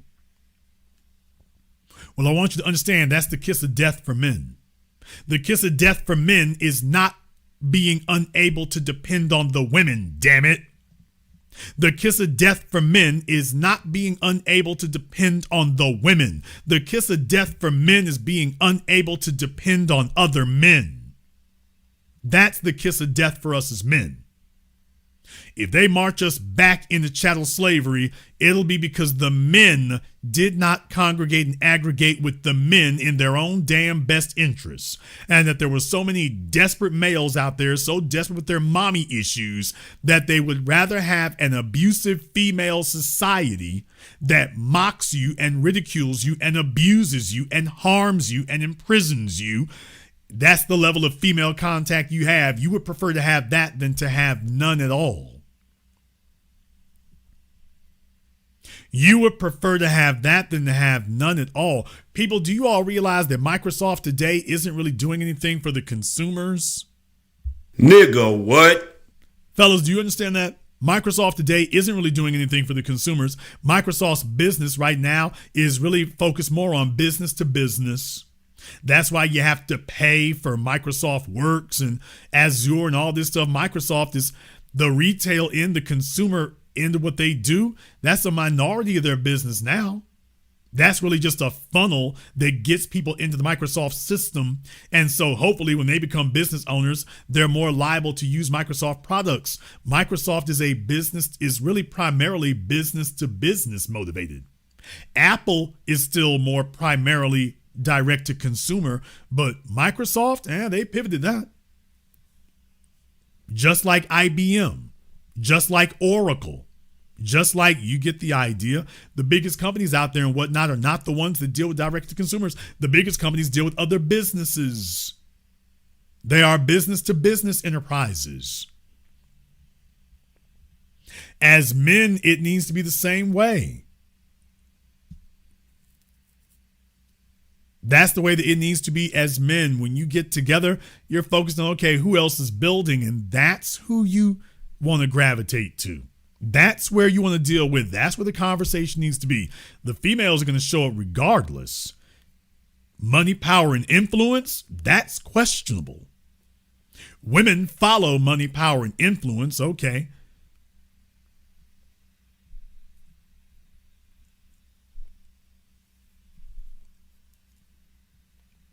But these are conversations that if these folks were serious, they would be gathering you together, and that's what you would be talking about. You'd be talking about that. You'd be speaking on that.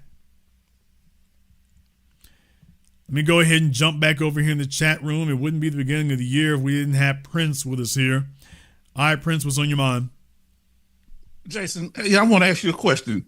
Are you saying when women are as a group or in a highly stressful or survivalist type of situation that they tend not to make practical decisions based on or being practical for practical reasons?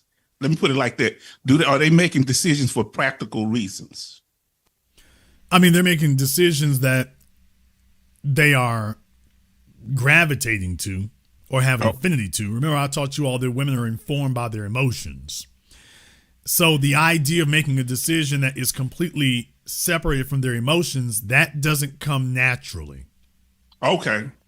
So even in a life or death situation, they weigh whether or not they're offended.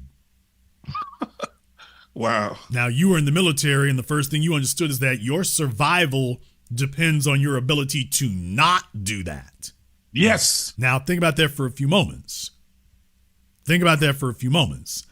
For a female, she thinks she has the luxury of doing that, and she's been taught and conditioned that she can respond that way. No. And meanwhile, as a man, you understand that actually the only way you survive is doing exactly the opposite is what she is emotionally inclined to do. Jason, I've had white boys on 2 separate occasions try to kill me in combat. I could not confirm exactly who it was, but I knew the general direction that the tracer round came from. So you still have to do what you got to do. As I mentioned, you can't take stuff personal. If I had, when you get your chance to do what you got to do, you do it. If not, you just watch your back. So it's a whole bunch of times you're going to deal with people you may not like or whatever. If y'all got to complete the mission, you got to complete the mission. One of my favorite movies, The Thing, 1982, because the whole cast were men and they all were on like in the South Pole, and everybody had a purpose. Either a mechanic or helicopter pilot. And one key thing, David Keith and Kurt Russell was in the movie. And T.K. Carter characters with Kurt Russell coming back to the installation, but he was suspicious of Kurt Russell, so he cut the cord. And when he come in there, he said, yeah, I think he was one of them things. And so somebody looked at David Keith. He just took charge. Black man just took charge. He say, well, we ain't gonna let him in. He said, what if we're wrong about him? He said, then we're wrong. Sometimes you have to make decisions. It may not be a clear answer. How do you deal with situations, Jason, that you have to make a tactical decision, and how it falls is the way it falls? Well, first and foremost, once again, where females are concerned, females are not accustomed to taking responsibility. And when no one wants to take responsibility for a decision, what happens is everybody stands around waiting for somebody else. What that ends up happening is that you end up being led not by your best and brightest or most capable. You end up being led by the most ambitious, or the most boorish, or the most belligerent. When you sit around making decisions like that, that's what you end up being. What ends up being leading. And when you take a look at female circles, that's what you end up with when you think about it. And you think the woman that's ambitious, why is that such a negative? Because she's self-centered? Ambition has absolutely nothing to do with the greater good. True. You can be ambitious and be completely selfish. So ambition is devoid and separated from the greater good. Leadership is not. Okay. Leadership starts and ends with the greater good. So you're taking responsibility on yourself because your goal is to serve the greater good. A person can be completely ambitious and they're not thinking about anybody else's well-being except their own. As a matter of fact, those are the folks who most do it. Mm-hmm. That's how some of our military leaders end up in prison, because they feel like it's not the right thing to follow the order, and sometimes they're right. But if a lot of people lose their life, they're going to get prosecuted, but they can live with themselves in certain situations. You know, it's just, they just say, hey, I made this decision. Not Jason. Well, as men, we understand that inability or unwillingness to move past the point of who's going to take responsibility to the point of action, that's what determines survival. One of the biggest things Robert Greene talked about is 48 Laws of Power. Elon Musk and other people in Silicon Valley, the reason why they're building all these data centers is because they understand that the future is not ruled by the people who sat back and did the most due diligence. The future is ruled by the people who move first. Yes. Because by moving first, by definition, you're going to find out a lot of things that the folks who stayed back didn't. Now, yeah, you could also get yourself killed too. But if you're willing to dare it, you are far more likely to find out a bunch of things that those other folks waiting until quote unquote is safe are never going to be able to find out. Or at the very least, they'll be last. So guess what? You're leading all over again by definition. So that's the reason why, as men, we understand that it's more important to take action. Yes. It's more beneficial to take action than it is to try to figure out what is the safest route to go. Because for women won't really move until they've optimized for safety. Even if they have found an easy or a way that is easier to go than wherever they're currently going, they're going to keep looking until they've settled on what they feel is the very safest, least painful, least difficult route. So as opposed to just taking the first easier one that comes up, they will instead sit there and wait. If her goal is that she shall not chip a nail, then she is going to wait until she finds a pathway that doesn't chip a nail, even if she winds up waiting days or weeks or months. Whereas men, we immediately move that to the side. Yes. And our goal is to get from point A to point B, not to get from point A to point B easily. And that difference in mindset is why we'll lead. Yeah, because the first thing we tell somebody, okay, that's over with. We on to the next mission. What we did wrong, all right, we need to learn from it and keep moving, because everything don't go as planned. Do you think women they can't accept because of their mindset, Jason, because they're the weaker vessel physically, and they've had to think, dealing with things, do more thinking and processing, a safer route of doing it. Do you think that works against them? I mean, yes, there are certainly biological cues for that as well. And that works fine if they leave the men to leading. Today, we have this very bad interventionist situation where the females are messing up and hell-bent for leather and determined to get in the kitchen and keep messing up some more. So you're trying to get the cooking done as the chef, and here they come messing it up. So it would be different if everybody played their position. But the reason why it doesn't work is because it can't work. It cannot work because physically, biologically, socially, and when I say biologically, I'm not coming back to what you were saying before. I just want to make sure I articulate this all correctly and cohesively. When you can pick up a 50-pound bag of cement with one arm, that's different than with a female. Yes. So what she can do and what it will cost her, she's had her whole life to get accustomed to that. She's not used to the idea of trying to move a refrigerator and it don't move. So as a man, you've had things you picked up and it might be heavy or whatever, but it moved. Females routinely run into situations where they try to pick up something and it don't move. So that registers to them. Now we're just getting into primal instincts.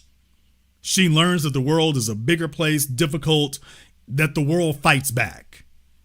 And once she's accepted that, she starts recalibrating all of her reactions based on what she now knows. As men, we count discomfort as the price of getting things done. Yes. Women deliberately go the other direction. They don't just factor in, okay, this is going to hurt, but it's more important that it get done. Women do not think or reason in that way. And when we start suggesting it, all they think is you're just hurting them. But as men, we are more goal oriented because once back when I was talking about at the beginning of the program, our ability to be respected is dependent on our accomplishment. Yes, sir. So you see, it doesn't matter if we don't chip a nail and didn't get it accomplished. Everybody's looking at us talking about it doesn't matter. Your nails are immaculate and you're worthless. That's what happens to us. Women don't generally get treated that way initially. So we have more knowledge and cognizance of it, and they have less respect for it until they get into a situation when that happens, and that's usually why females lock up. I remember you were showing Stacey Dash trying to move those mattresses up the stairs with her friend. So if one man can move something, why can't 3 or 4 women get together and try to accomplish the same thing strength-wise that one man did? Because women are not goal-oriented the way that men are. Let me explain. The reason why you can't get the 4 females to help move the mattress or to help move the refrigerator is because I've taught you all this now going on 2 decades. Women do not believe in supporting other women. Women do not believe in being the protector and provider for other women. Even if it benefits them? But the problem is they don't see it benefits them. How is moving her refrigerator a benefit to your daughter? You got a daughter, Prince. How is her moving another chick's refrigerator a benefit to her? She knows how it benefits the other female. We still haven't worked out how this benefits your daughter yet. Wow. And the other chick might be appreciative, but the bottom line is that's not really a benefit to your daughter. That's a benefit to her. Yeah. And that's the way that's a calculus that women have to take, that women take into account. I don't say they have to, but that's a calculus they take into account. And thus their ability to work together as a group becomes immediately dependent on whether they like you. I know this to be true. So you see, as men, we move the refrigerator because it needs to be moved. Whether it's ours or somebody else's, a goal has been presented. Got to be resolved. If you pride yourself as a man in your ability to resolve things and get goals done, your motivation is different and your incentive is different. You're moving it because it needs to be moved. Like Sir Edmund Hillary. Why'd you climb Mount Everest? It was there. It was there. Women don't do that. You want a chick to move a refrigerator? She's like, this is going to be harder for me than it is for men. Thus, it costs me more than it does a man. So her first calculus is not it needs to be moved. Her first calculus is, do I like you enough to do that? Oh, man. Yeah, I know we work together and stuff, but do I like you enough to do that? Forget whether I actually can. I don't know if I like you enough to do that. A calculus that doesn't really come up with men. No, that's just not. Everybody plays their role of what they can do. You're right. Let me ask you this question, Jason. I'm confused. I'm confused when you gave the prison analogy with women. Do you think women allow other women to be like that? They've been abusive or pedophiles? What happens to their motherly instinct? I thought women have motherly instinct. And to think of somebody harming a child seems like they want to hurt the woman more than we want to hurt the dudes that we find out them been tampering with the kids. I don't understand that. I'm missing something. Well, I mean, we haven't really required women to police themselves. Okay. So there's where that breakdown comes in. The society, in a more puritanical society, they would police themselves better. But in the one we're currently in, that the females made, they don't police themselves. Okay. They're constantly giving themselves female privilege. And as a result, here's the problem. As men, we understand. See, the reason why you get dealt with in the male prison is because that could be my daughter. That could be my son. Yes. But what we automatically realize is, we deal with you. We ain't got to worry about that no more. So you might have gotten somebody else's kid, but I'm by dealing with you, I'm actually protecting mine. Women don't reason that way. Not when left to their own devices in today's society. They don't reason like that. That's not what they take into account. They take, she did that to their kid over there. It becomes that. So Mary Kay Letourneau can walk the yard. Susan Smith can walk the yard. Walk the yard. And the women, the other thing is what you find out is that without men holding the actual standards, women will not enforce them. It's not a standard if it is not enforced. They may feel some kind of way about Susan Smith sitting next to them, but if you didn't do anything, yes, then it's very questionable how much this is a conviction. As men, it's not enough that we feel that. Yeah, because we have to do something about that. Otherwise, it's not real and it doesn't count. But in those environments, you're judged by the other men. Yes. Now, I'm not saying that there aren't dudes who necessarily wouldn't respond the same way, but what I'm saying is that in those environments that are controlled by the men, when you have a prison environment, the rules are written by the males. Yes. Not the warden, not the officers. The rules are written by them. In the military, the rules are written by the soldiers. You know too much. Yeah, you might have officers, but we all got guns out here. So everybody. All right, we'll see. We'll see how it goes.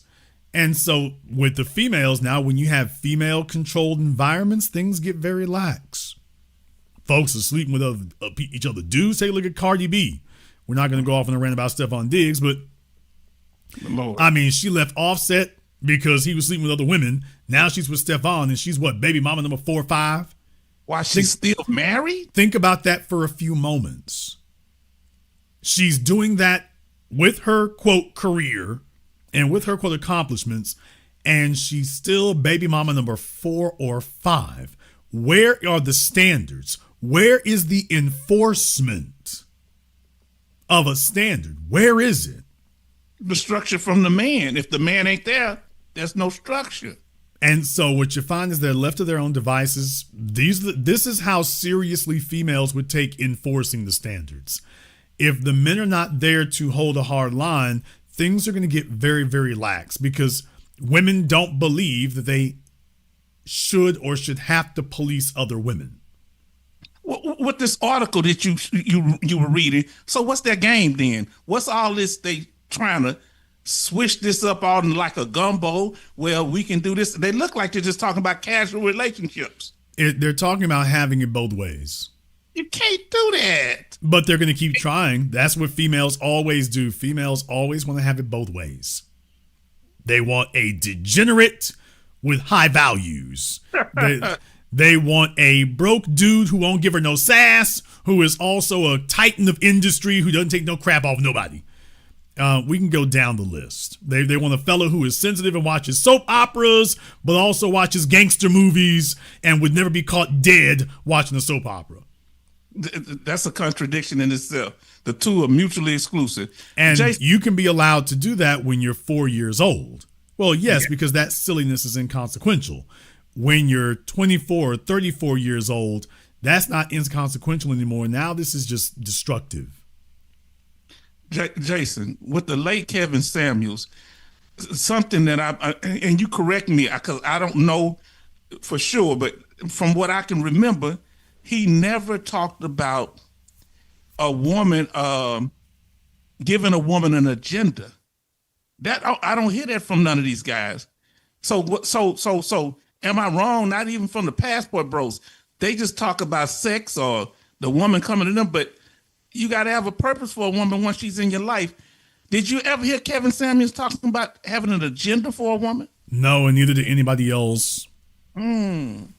Because that was the only agenda is the females need to come here and give you companionship. You can't have an agenda if there's no program.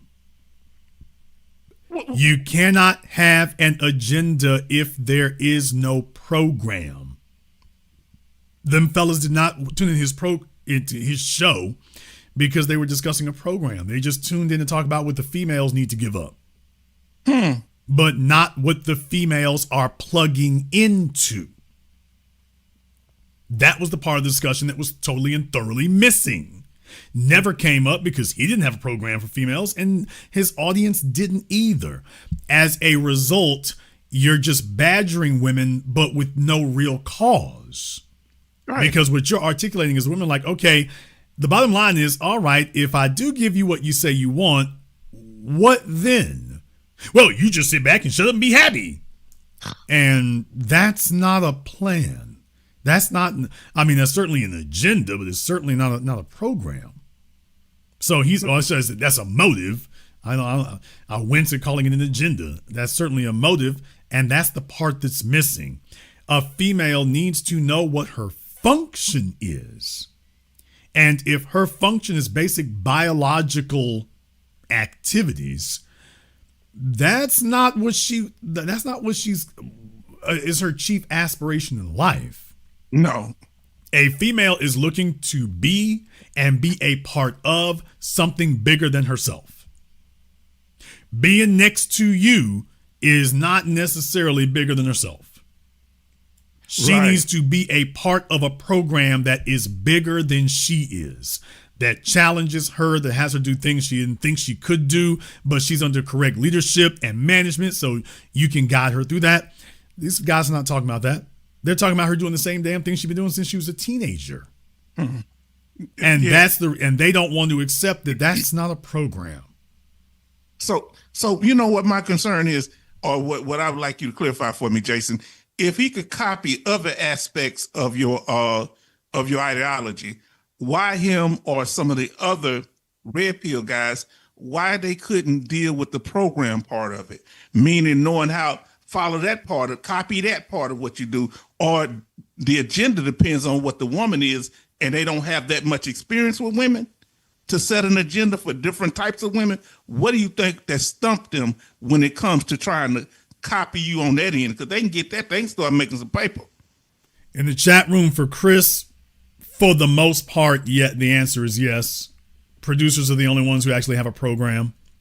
Oh. Because you have to be able to coach a female to be bigger and better than she is. And most men are terrible teachers. That's the first thing. Most people are poor teachers, but most men are terrible teachers too, which is why they want females to come into their lives that they don't have to teach anything. That he's not going to be in charge of instructing her to anything. If you have a program, then that means, like I told you all there before, it's like what worked for another fella doesn't work for you. Exactly. Because you have different needs, because you got different things you're trying to do, and she needs to be plugged into what you're trying to accomplish. But if you are inept and incompetent and can't teach her because you're a poor teacher, or you don't even have a lesson plan, well then, you haven't given her anything to admire about you. So you might pay the bills, put a roof over her head, but you're not enhancing her as a person. That's the issue. She can't think of or point to anything that she didn't have, that is directly a result of you. Right. And those are the things that are missing. And that's essential, especially if you plan on having children. If you don't have an agenda for her, how would you have fun for your daughters and your sons? How can she teach what you want your legacy to be if you don't have no information or guidance for the woman that you But most men don't have a legacy and are not trying to make one, but they want respect. You can't have respect without it. Women can respect your accomplishments. What are you doing this for? Right. Well, he's not doing this for anything. He just wants you to lay down and shut up and fix him a sandwich. That's not an agenda. No, it's not. That's a job. That's a chore. That's not an agenda. That's not, you're just doing the same, asking the same thing anybody else has. How does that enhance her? And it doesn't. I'll let you have the last word. Yeah, Brother Jason, I don't know if you saw the interview with Joy Taylor and Kendra G. And, she asked her about legacy and everything with men. And Joy Taylor just said, "What's a man's legacy? Just having kids." She's. I don't know how these guys lay on top of her. This woman is hostile toward men, and you said it. Very hostile. The biggest hoes in the world. I've told you all this now for decades. The biggest hoes in the world. They don't love men. They despise. They use men. And since they don't have any other skill sets, sex works. They don't use sex because they like men. They use sex because it's effective. It works. So the biggest hoes you all have met, take a look at Cardi B. She's very hostile to men. Very hostile. Nicki Minaj, very hostile. Not a little hostile, extremely hostile. So the messier a female's sexual history is when it comes in that regard, you go to a strip club. That place is full of nothing but hostile chicks. Yeah. They are all very angry, very hostile, and will get in your face about it. The only thing a man can do for them is drop some dollars. But other than that, they rather lay up with another chick. And that's not because they're attracted to other females. That's because that's the level of contempt they have for you. That if she's going to have somebody next to her, she'd rather have a female that she's not really attracted to than to have a male that she despises the male species. Where would you put Kendra G in her attitude toward men? Because she had on a dress that looks like it was like a belt. She got Kendra G does not hate men, but Kendra G is incompetent with men. That's the issue. It's not that Kendra G hates us. She's just inept with us. She don't understand us. Kendra G is the typical black female who suffers from black woman disease. That's a term I've had to dust off here tonight, but just want to remind you all there is such a thing as black woman's disease. That was a term I created, not coined, but I created and coined it decades ago. Black woman's disease. Jason, what is black woman's disease? Miss Know-It-All. If I could give it to you all in a singular sentence, black woman's disease is Miss Know-It-All. She is clearly failing. She's not heading in the right direction. Every time she does, it's messed up, but she just wants to be in control.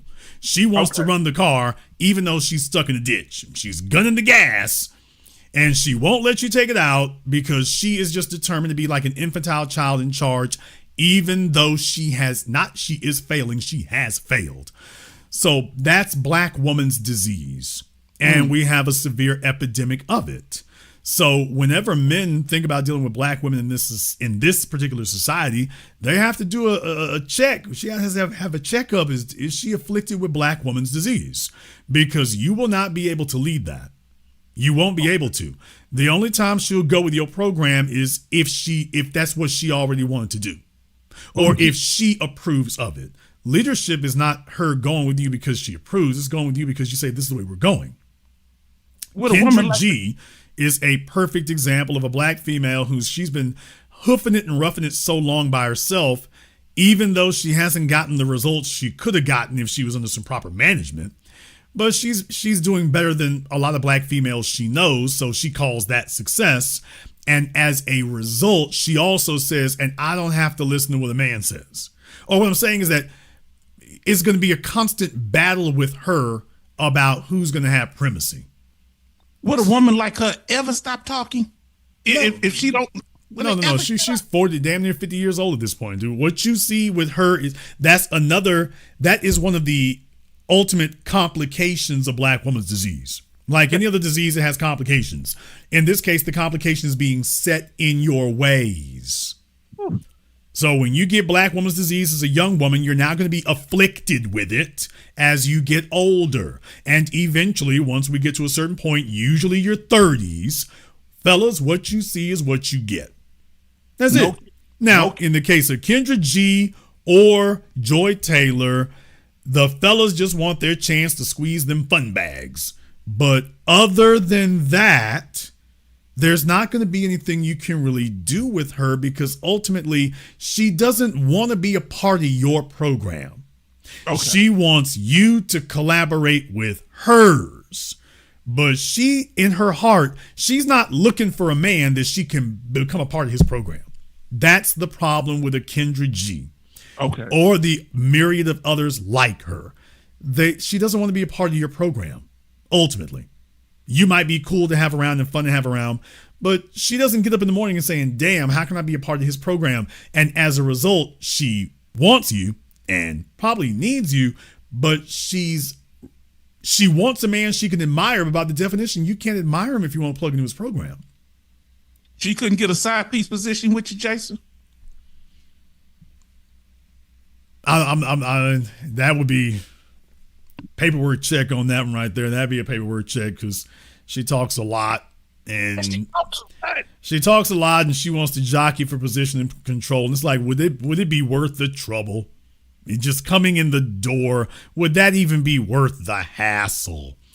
And obviously, I'm far from the only man who's thought that. So yes. When a female gets afflicted with black woman's disease, they pour themselves into making money. They call it a career. They pour themselves into not being financially destitute. But as a result, they pick up a bunch of bad habits and artifacts that make them intolerable. It makes it impossible to tolerate them. Because at the end of the day, a man doesn't want to be having a damn struggle in the back and forth about which way we're going. Yes. And he's not looking to be led by you. It would be difficult for Kendra G to accept a man's ideology or a man's explanation as being the bottom line. She would always have her own thoughts and ideas. And as far as she's concerned, just walking in the door, that's an equal competitor to yours. Even if he's a proven quantity. You cannot be proven enough to a female like her. I'm done. You're just doing aight. But nothing you have done to a female like her, nothing you have done establishes your leadership. You're just a guy. Okay, well, you did that. Even if it's 1,000 times more than she could ever hope or pray to get. The bottom line is like I say, she's the car in the ditch. The objective reality is, baby, you ain't driving nowhere. You're stuck in a ditch. That's the objective reality. But imagine having a brand new BMW X7 that's stuck in a ditch. Yes. She's focusing on how nice the car is. You're focusing on the fact that, baby, if a car ain't on the road, it's not a car. Exactly. You're not a car in the ditch. You are you're junk. You're salvage. You're not a car. And she's sitting up here, vacuuming the inside of it and polishing the dashboard of this car that's stuck in the ditch. So she values much more having possession of the car than having a car that moves.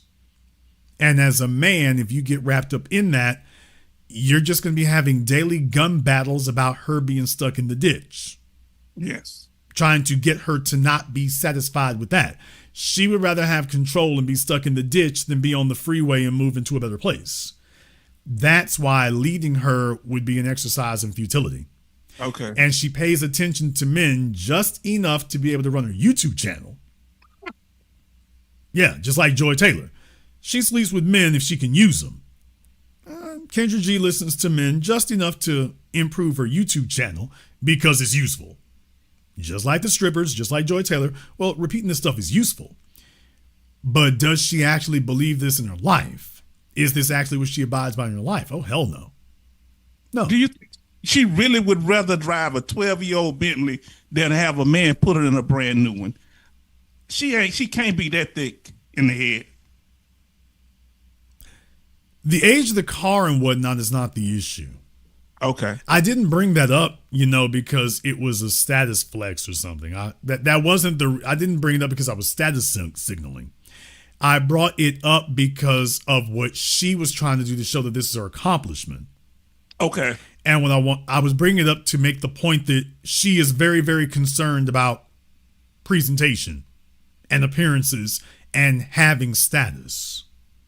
That's what motivates her.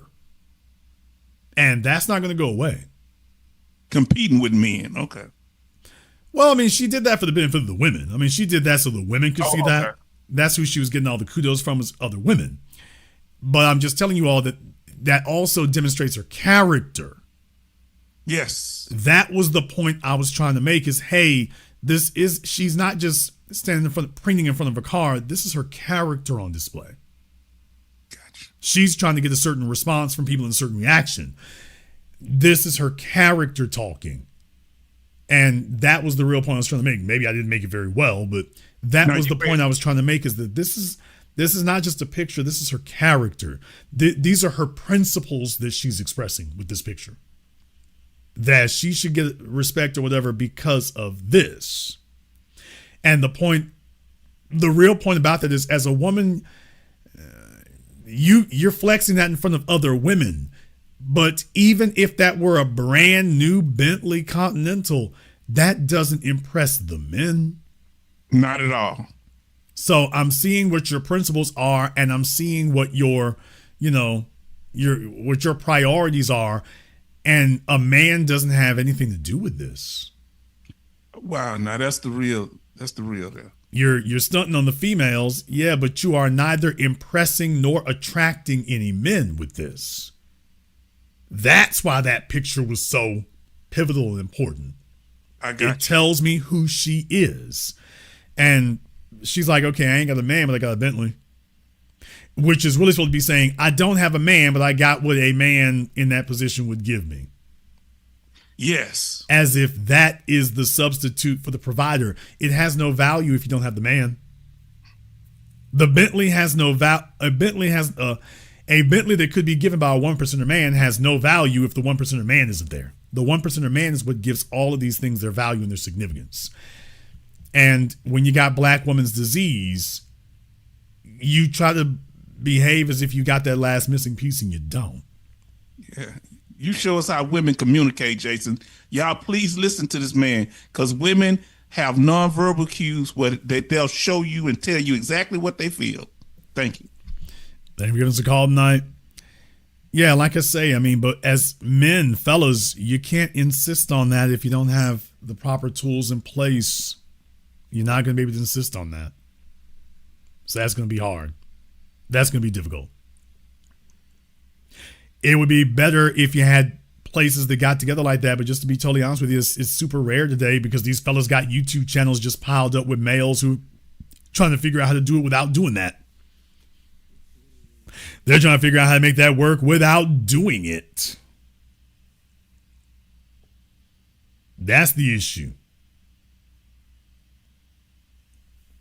That's hard for them to do.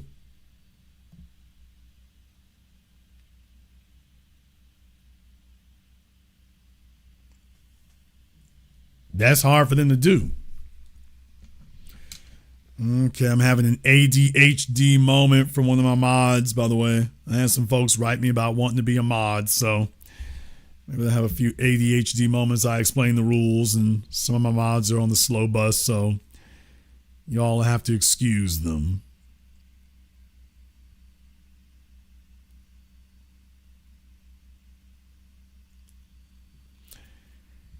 In any case,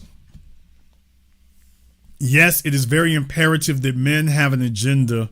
It's very imperative that men have a program. Fellas, the biggest thing that's missing is not having a program for them to plug into. Susie Homemaker, who sits around because all you want is female sexual companionship, please understand that is not a woman being all she can be. That's just the bottom line. That is not a female demonstrating that she can be all that she can be. There is no room for improvement or advancement for her as a person. She been having sex since she was able to have sex. We're just going to leave that there. Okay, and she can make you a sandwich. Okay, but she's been doing that with a bunch of other men. Why is that suddenly incredibly significant and life-changing and evolving for you? Why is it doing it with you is suddenly a life-changing event there?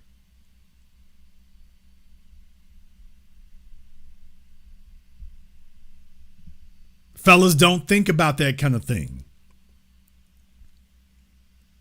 You're not challenging her. If a woman's biggest challenge is going to come in her job, she's going to dig herself into that. But people value what they accomplish. If she accomplished things being with you, she's going to put her value there.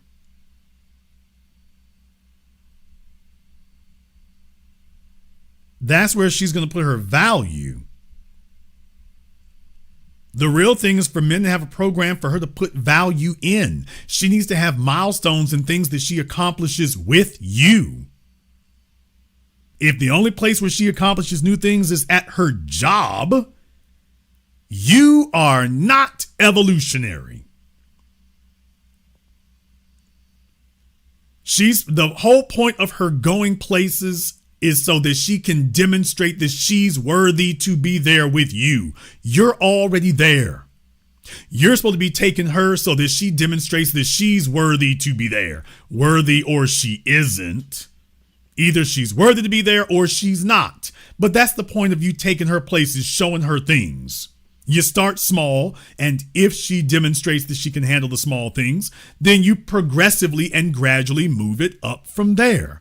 That's having a program. There's a reason why a man needs to be ambitious when an unambitious man doesn't have a program for a female to plug into. He just wants her to stay the same as she was when he met her. Okay, but that's the same chick she was with all them other dudes. You're not putting her in a position where things have to change. If all she did was lay on her back and make grits for every other dude, well, that's all she's going to do for you. But she's bringing all the bad habits she brought with them. Nothing has to change. Nothing has to be sliced off. Nothing needs to be deleted or dissected. You got a basic broad because you're a basic dude. And deal with it, nigga. So a man cannot be basic. You cannot be a basic man. If you're a basic man, there is no program for her to plug into. There is no evolution that'll take place, and she can see that from the beginning. You have very basic needs, very basic requirements. Okay, but then you're gonna pitch and moan and complain when she gets with a dude that she can't satisfy and she would prefer to be there. That's the guy that she jumps through flaming hoops for. He mistreats her. No, he challenges her. You are a pushover. You are basic. He is complicated. He is a puzzle that she can work on figuring out. She's already figured out you. There's not much to you. You're a nice guy and a law-abiding citizen and not much else. And you resent the fellow who does not present that way. He's given her something to challenge herself over.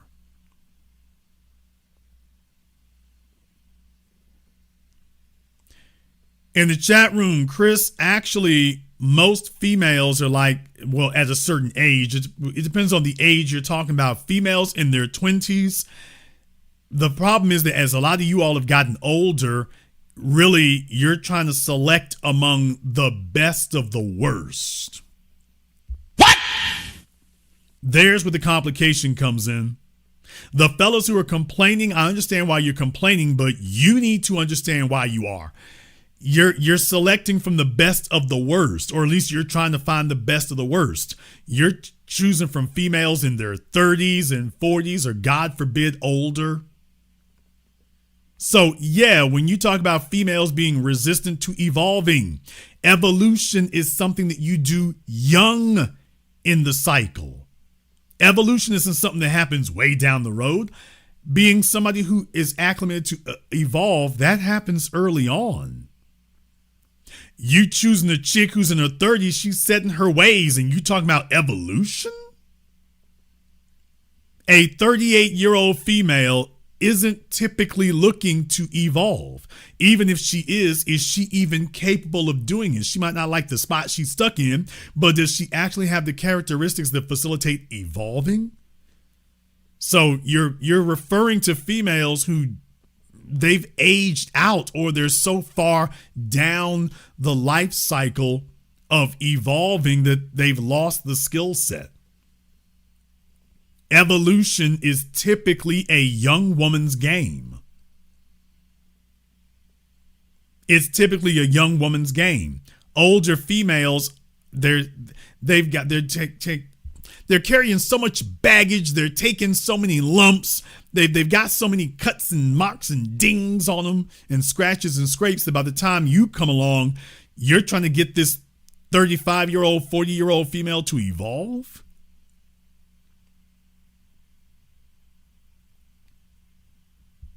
Yeah, YouTube has been hiding my program here tonight, so it is what it is here. But yeah, they hate that. That's why they promote those other channels, because they want to promote societal dysfunction. All these articles I talked about tonight, people, you all don't understand. There is a worldwide concerted business of keeping the society fragmented and folks doing silly things. It's government policy, it's corporate policy. So it's not accidental. But as a man, having a program doesn't mean having sexual desires. Having a program means everything that happens outside that bed. Having a program means that there are qualifiers and requirements for her. Having a program means that she needs to be a better female next year than the one she is today. Having a program means that she's going to have to learn new skills, including character traits, which means that she has to let negative ones go. If she is incapable of letting go of negative character traits, she can't be trained. And if she can't be trained, she can't evolve. And if she can't evolve, she needs to sit where she is. But a man who says, well, sex and sandwiches is my program, your program is pathetic. And is destined and doomed to fail because there's not much to you. A woman wants you to take her from Skid Row to Madison Avenue, but you can't take her if you've never been yourself and don't have a Madison Avenue program. On Zoom, we got Jay here on Zoom. Whatever you're doing here, Jay, go ahead and make sure you have your camera and microphone turned on just so the host can see you. The internet will not see you. But just to make sure that we don't have any trolling issues, Jay, make sure you have your camera and microphone turned on for me here. I can give you 5 seconds to go ahead and get that taken care of here, Jay. Jay, make sure you have your camera and microphone turned on for me here. I can give you 3 seconds to take care of that for me. Jay, make sure you have your camera and your microphone turned on. I can give you 1 more second to take care of that. Okay, Jay is going to be taking a permanent vacation. It doesn't do you any good to be somebody here as a man complaining about the females. And number one, you have no program. And number two, you're dealing with, you're recruiting from a pool of females who can't get with a program. You're looking for a female who wants to be under management, not a female who's looking for you to convince her she should be under management. See, that's where we start wasting time. So for you fellas who have made it to your 40s or 50s, most of you are trying to choose among females in your age group. The females in your age group, they're not looking to evolve. They think they already know. Even though they've obviously failed, they're looking for a man who will make her comfortable on her level of failure so she can keep her pride intact. A woman who's looking to evolve, first thing she has to shed is her pride. So that becomes an issue. The first thing they want to do is hold on to their pride. Well, if she's going to get with your program, the first thing she has to do is drop her pride. Well, if she won't do that, she's not fit. Fellas, if you're grabbing a chick in her 30s and 40s, man, she might need a bailout. She might want a bailout, but she doesn't want your program. Remember, and it's a phrase that's going around right now, but they're correct. When a man is broke, he feels he chose the wrong decisions. When a female is broke, she feels the only problem is the men she has around her. What?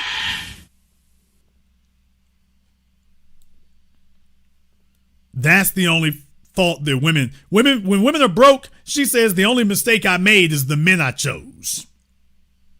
It's not her. She's not the reason she's broke.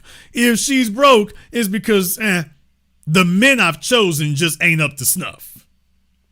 So she completely compartmentalizes and dismisses her financial accomplishment or lack thereof. So if she doesn't make it, the problem is I ain't had no good men around. The men ain't no good. But for you, it is you made the wrong decisions. So it is essential that as men get together and whatnot, you have to already have a program. And what I'm saying is that a program isn't something you contrive. I get messages all the time from men asking me about the development of having a program. Fellas, the program isn't something you make. It's not some artificial construct that you put into place as a vetting mechanism for women. The program is supposed to be your life. Your life is supposed to be the program. That's why your life has to be ambitious and progressive. And then a female plugs into your life. When I talk about the program, I'm talking about your life, man. I'm talking about the life you lead. And that she's supposed to qualify to be a part of that. But the chief thing you're going to check on is, wait a minute, how well does she enhance this thing, my life that I've built? How well does she enhance that?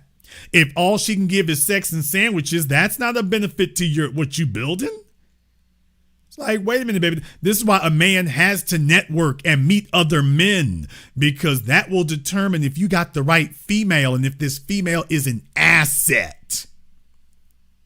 If the biggest asset you have is your damn car, your house, and there's a woman sitting there, she's supposed to be fighting tooth and toenail to prove that she is your biggest asset.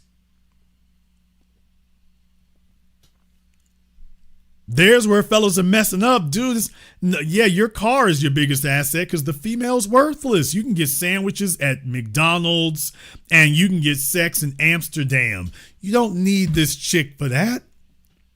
So if you're progressing in your life, she's unable to keep up. She doesn't fit. You can't put her in a room with anybody. You can't trust her in a room full of men who are at a level above you to get them to open doors on account of that. They see how well you running things. If your chick is basic, other men see she's basic, and they will assume that's the life you're leading, and they're probably right. Your program is supposed to be your life. So you're gauging how well this woman is an asset with everything. If you're buying a $200,000 car, you're gauging, does she belong in a $200,000? Does she fit that? If you're buying the house in the HOA, you're asking, wait a minute, does she match the house in the HOA? Is this the level she is at? Because what most males do is they get something built and then they bring in a chick who has absolutely no damn business being there, but he's lonely and low on options, and well, there she is. Okay, did you fellas realize that's what the average female today is counting on? Nigga, what? The average female today is counting on the fact that all they got to do is hold out, and eventually some sorry, destitute, lonely sad sack is going to he's just going to basically open the door for a bunch of unearned benefits for her. They all have to do is boycott and hold out long enough, and you fellas will have no choice but to eventually give one of them a call. Maybe they won't all win, but one of them will. And that's the group psychology among the females today, is all I got to do is just hold out. One of you sad sacks who's been doing without in a drought all this time, you'll eventually have to break down and give me a call. Yeah, you won't be thrilled about it, but you're going to have to take it. Yeah, I'm size 16. I smell like Cheetos, but you're going to have to go ahead and take that on account of the fact you don't have any other options. When you have a program, you would rather have no female at all than have a female who's messed up the program. You don't end up and mess around and get accidentally married to the wrong chick if she first has to qualify for that program first. You're looking at the program and you're gauging how she gels with that, how she enhances what you're already doing. If she has no interest in enhancing what you're already on the road to doing, do you see how that filtered her out? But that's not you saying, okay, I'm going to be progressive and be a producer because that will help me filter women. No, you're aggressive and producer because that's who you're supposed to be. And a side effect of that is it filters the people around you, all the people around you, including the female. Including the female. So that's the reason for having it. You don't do that because, you as a way of vetting women. You do that as a way of vetting yourself. And it will tell you, it just arbitrarily determines if that woman belongs with it. If she's always having car wrecks, let me tell you, if a woman doesn't keep her car in good condition, why are you making her the chick for the $200,000 one? If she is not able to make everything better, everything more expensive, everything more refined, if she cannot take, so many fellas sit up here and the only thing you want a woman to evolve is a damn skillet and a spatula. This is why a man needs to take a female other places and see if she is competitive. If you're making $500,000 a year, she needs to have you feeling like $10 million when you go somewhere. If she's not doing that, you need to ask whether or not you're getting a proper value arrangement here, a value proposition.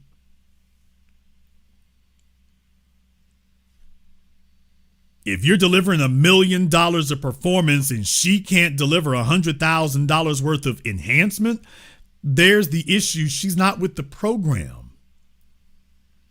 So the program is not just some amorphous term. The program is your life. It's what you built. And everything's supposed to be an asset. You know why? Because you are an asset to other people. As a man, you're supposed to be an asset to everyone around you. This is the desert island again, fellas. You're supposed to be resourceful. You're supposed to be an asset. Okay, but the reason why you want to focus on being an asset is because that automatically requires other people around you, if on the condition of being around you, is they got to be an asset. If they want to be around you, then that's only on the condition that they must be an asset. And then once she proves she's an asset to you, it's like having a record label.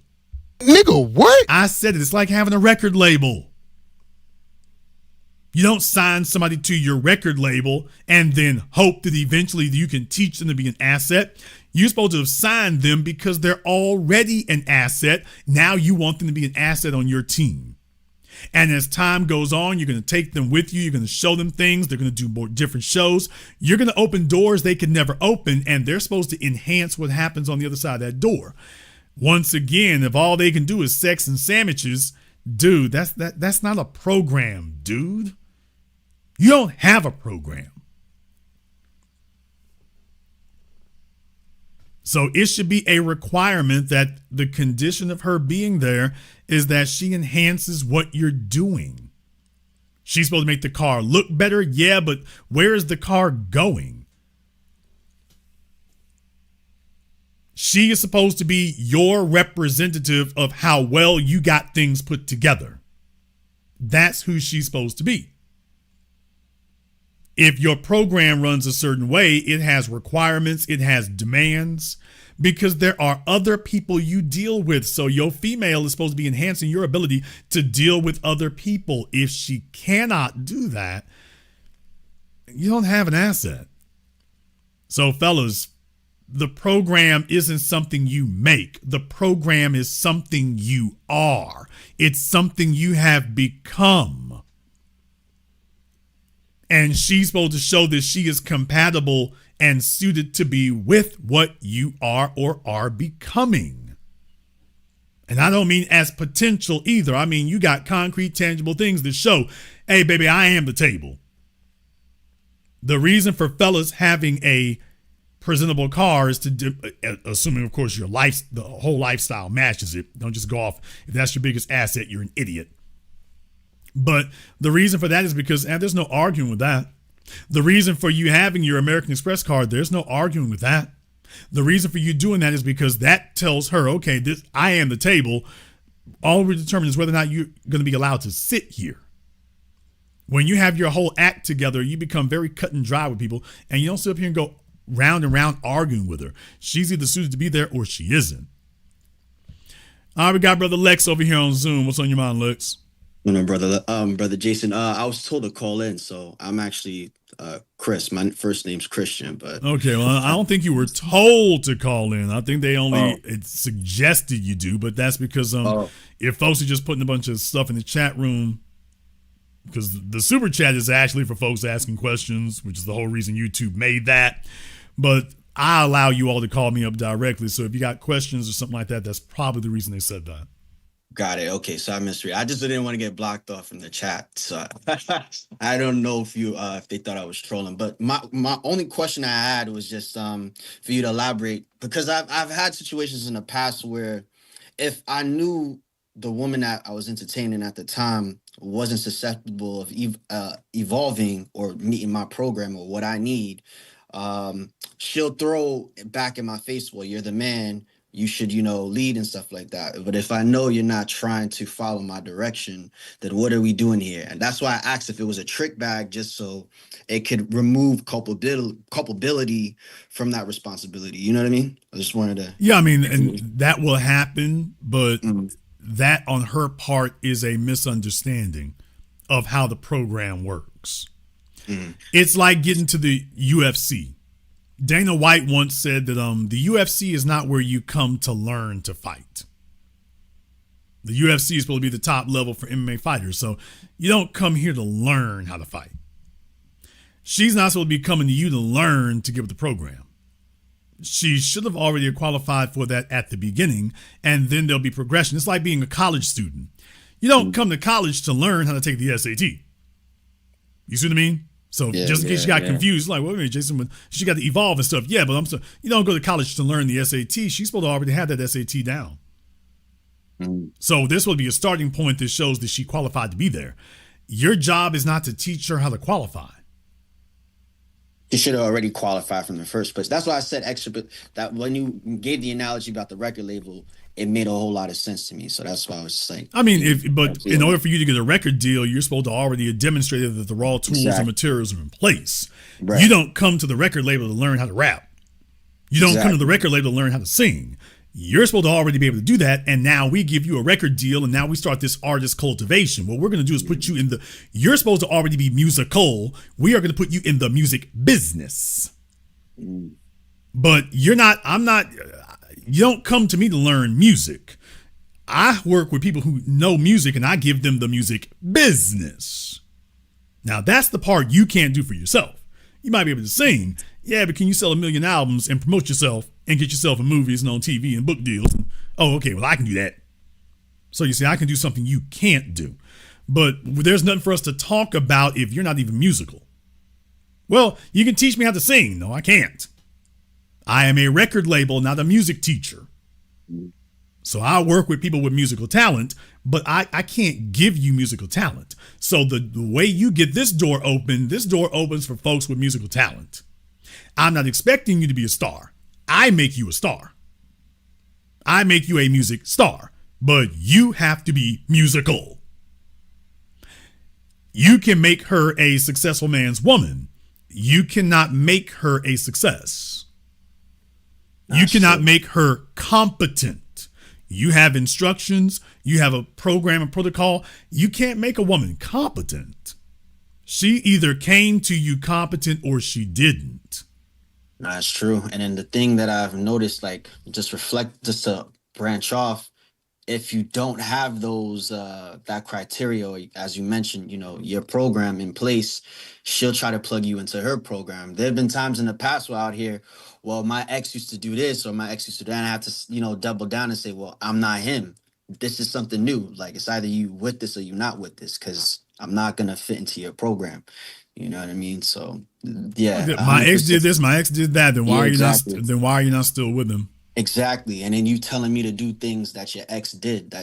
And to your point, that's disrespectful. It's very disrespectful, actually. Yeah, I mean, as men, those are things you need to be listening for. When you hear those things, 100%. Those are not momentary aberrations. That is an expression of her character and her principles and where she really is.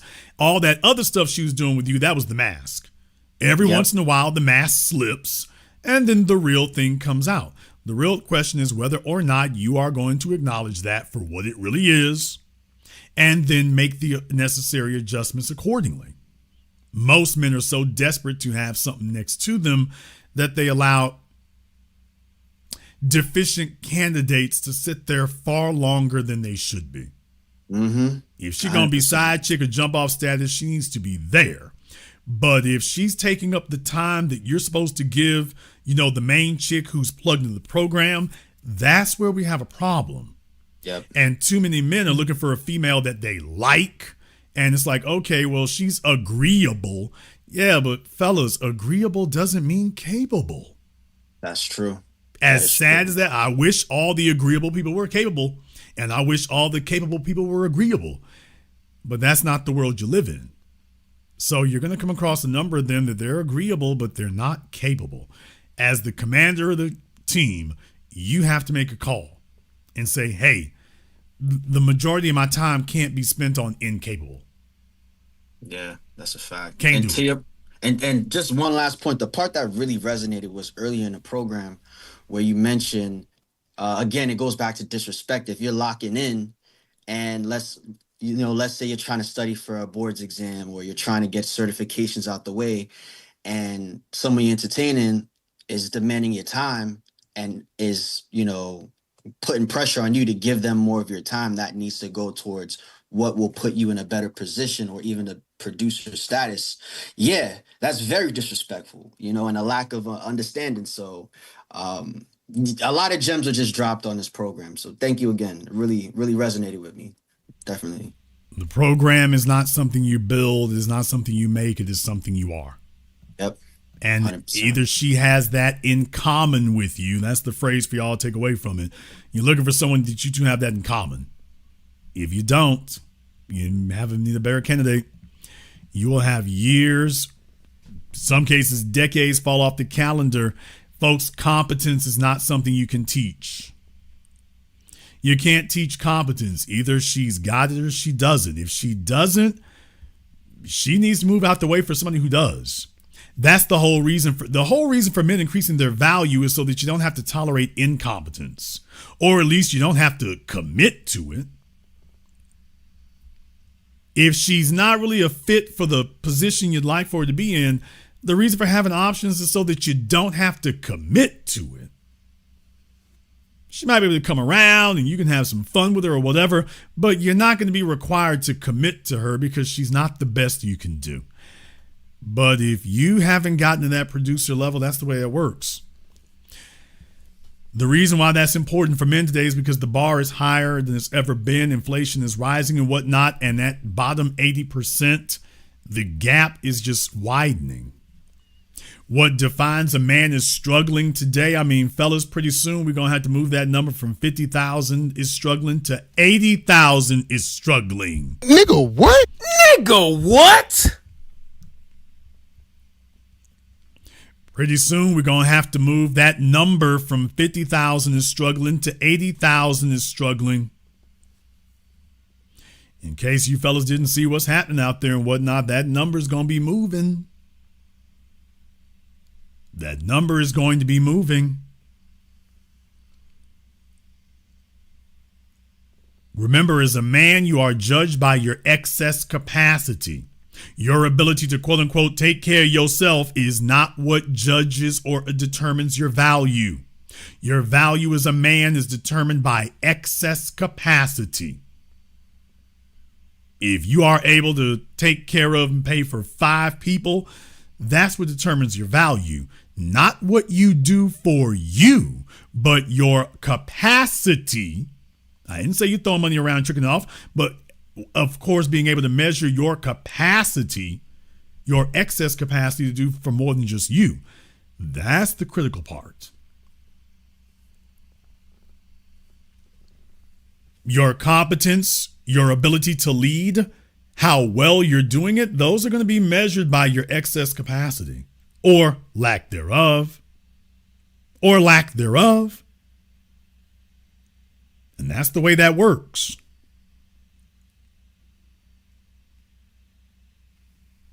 If you have that, it shows. And the real thing is what frustrates a lot of men is having to argue and qualify and explain and debate. And dude, when you lead with your accomplishments, when it's very obvious what your accomplishments are, either because you're known or you're well known or you move in certain circles, that eliminates all that arguing. When you're in a circle full of other successful men who are producers, not high value, but peak value, when you are in those circles already, you're not in the struggling club. That's what does your talking right there. When you're in places that chickens and struggling broads can't get into, well, that's what does your talking. When you're in a place where men have real options, that does your talking. Otherwise, you end up having to get back at the back of the line and struggle it out and slug it out with the chicks in your age group or chicks in your socioeconomic strata with all her problems and all her baggage. Yeah, because you're not yet at a level where you can filter that out. And I am not telling you that, oh, just get your money together and whatnot and everything is fine. That's not what I said. Remember, what makes you an alpha male is mental, emotional, physical, financial, social. The whole reason for you being a guy who is interesting. A basic male, he can have all the money in the world. If he's boring, he's basic. You don't want to be a boring man. If your life is progressive and doing stuff, by the way, you should be an interesting guy by virtue of that. You should have picked up a sense of humor by virtue of that. You should have picked up the ability to lead the crowd in the room by virtue of that. If you've gotten out and gone around and been around and forced yourself to interact with people, then you should be the most interesting guy in the room as a virtue of that. And I don't have to make you interesting, just like you don't have to make a woman competent. You'll be competent as a side effect of the life you've lived. Women don't have the financial chops, which is why they focus on the social ones. A lot of fellas think that being industrious and financial is going to make up for social, and it doesn't. Except with a chick who's looking for a bailout, and then next thing you know, you're just getting used, and there's going to be a bunch of fellas in that boat. 2026, contrary to popular belief, it's not going to get better, fellas. 2026 is going to make a whole lot of fellas who get used. 2026 is going to mark a new era of a whole bunch of fellas just getting used if they fail to learn the lessons. In case you didn't notice, you're just going to be a guy in a place where it's just real expensive to be. But that's not going to be optional, man. That's going to be necessary. We're going to see more fellas out here salary simping and pinching pimping. More single moms sitting up here getting taken care of for life. More little scummy slutty chicks out here and whatnot, because those will be the ones who break ranks first. And she got you feeling that you were lucky. You were not lucky. And let me just say one more thing, by the way. That phrase that Kevin used to always use, taken from Game of Thrones, winter is coming, or winter is here. Fellas, that's correct. Winter is coming. And for a lot of people, winter is here. But it's not just for the women, fellas. Winter has come not just for House Frey, but it's also come for House You. And deal with it, nigga. For a lot of you fellas, winter is here. Some of you has been here for a minute. So while you're going around talking about the slim pickings, please understand that slim pickings, winter, the snowflakes don't just fall on the women, fellas. The snowflakes fall on the men too. The women are not off on some ice world and you're off on some paradise beach world somewhere else in the cosmos. No, winter comes for everybody. Now, you either have an overcoat and some hand warmers and some snow boots and some firewood. You are either prepared for winter or you're not. But please understand, the women are not entering winter by themselves. Everybody here is going into winter together. The question is, are you prepared for winter? But this idea that winter is going to be a woman winter, but the men are going to be balmy in the shade. Nope. No, it's going to be winter for all of us. The only question is, who is prepared for the cold? That's what it'll be. Who has built a house? Who's built a fireplace? That's the question. Not are the women or the winter. No, fellas, you in the winter, you're in the blizzard too. Yeah, see, this is the reason they didn't like me. This is what they don't like about this program. Yeah, because this isn't some lame male cheerleading squad. We don't do the male cheerleading thing. We do the facts and reality and power dynamics thing, not the male cheerleading thing. So yeah, them other folk would never stop their program and say, by the way, winter's not just here for the women, it's here for the men. Well, yeah, the men might get offended, okay? Because you're a profit resource. But it's true. Well, don't say those things. The women will weaponize it. You can't weaponize truth. Truth can only be what it is. If you're being petty and childish and think the internet is where you try to propagandize people, okay, well, that's your response. But just understand that comes at a cost. Yes, most men will live their whole life basic and they will suffer as a result because the penalty for being basic increases year after year. The penalty doesn't just stay the same. The penalty for being basic goes up every year. It doesn't just stay static. It goes up. It goes up. And the more you do that, the worse it'll be.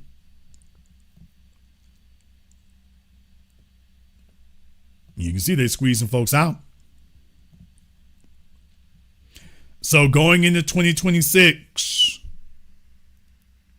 winter has come to everything, including the island. But going into 2026, it's going to get a lot worse for everybody who is not prepared. Everyone's still wishing and fantasizing. Okay, you're going to be easy prey to a lot of folks. Look, 2026, everybody's going to try to get over however they can get over. That's what they're on now. Forget reality. Oh, well, forget your wishes. Reality is they're going to get over.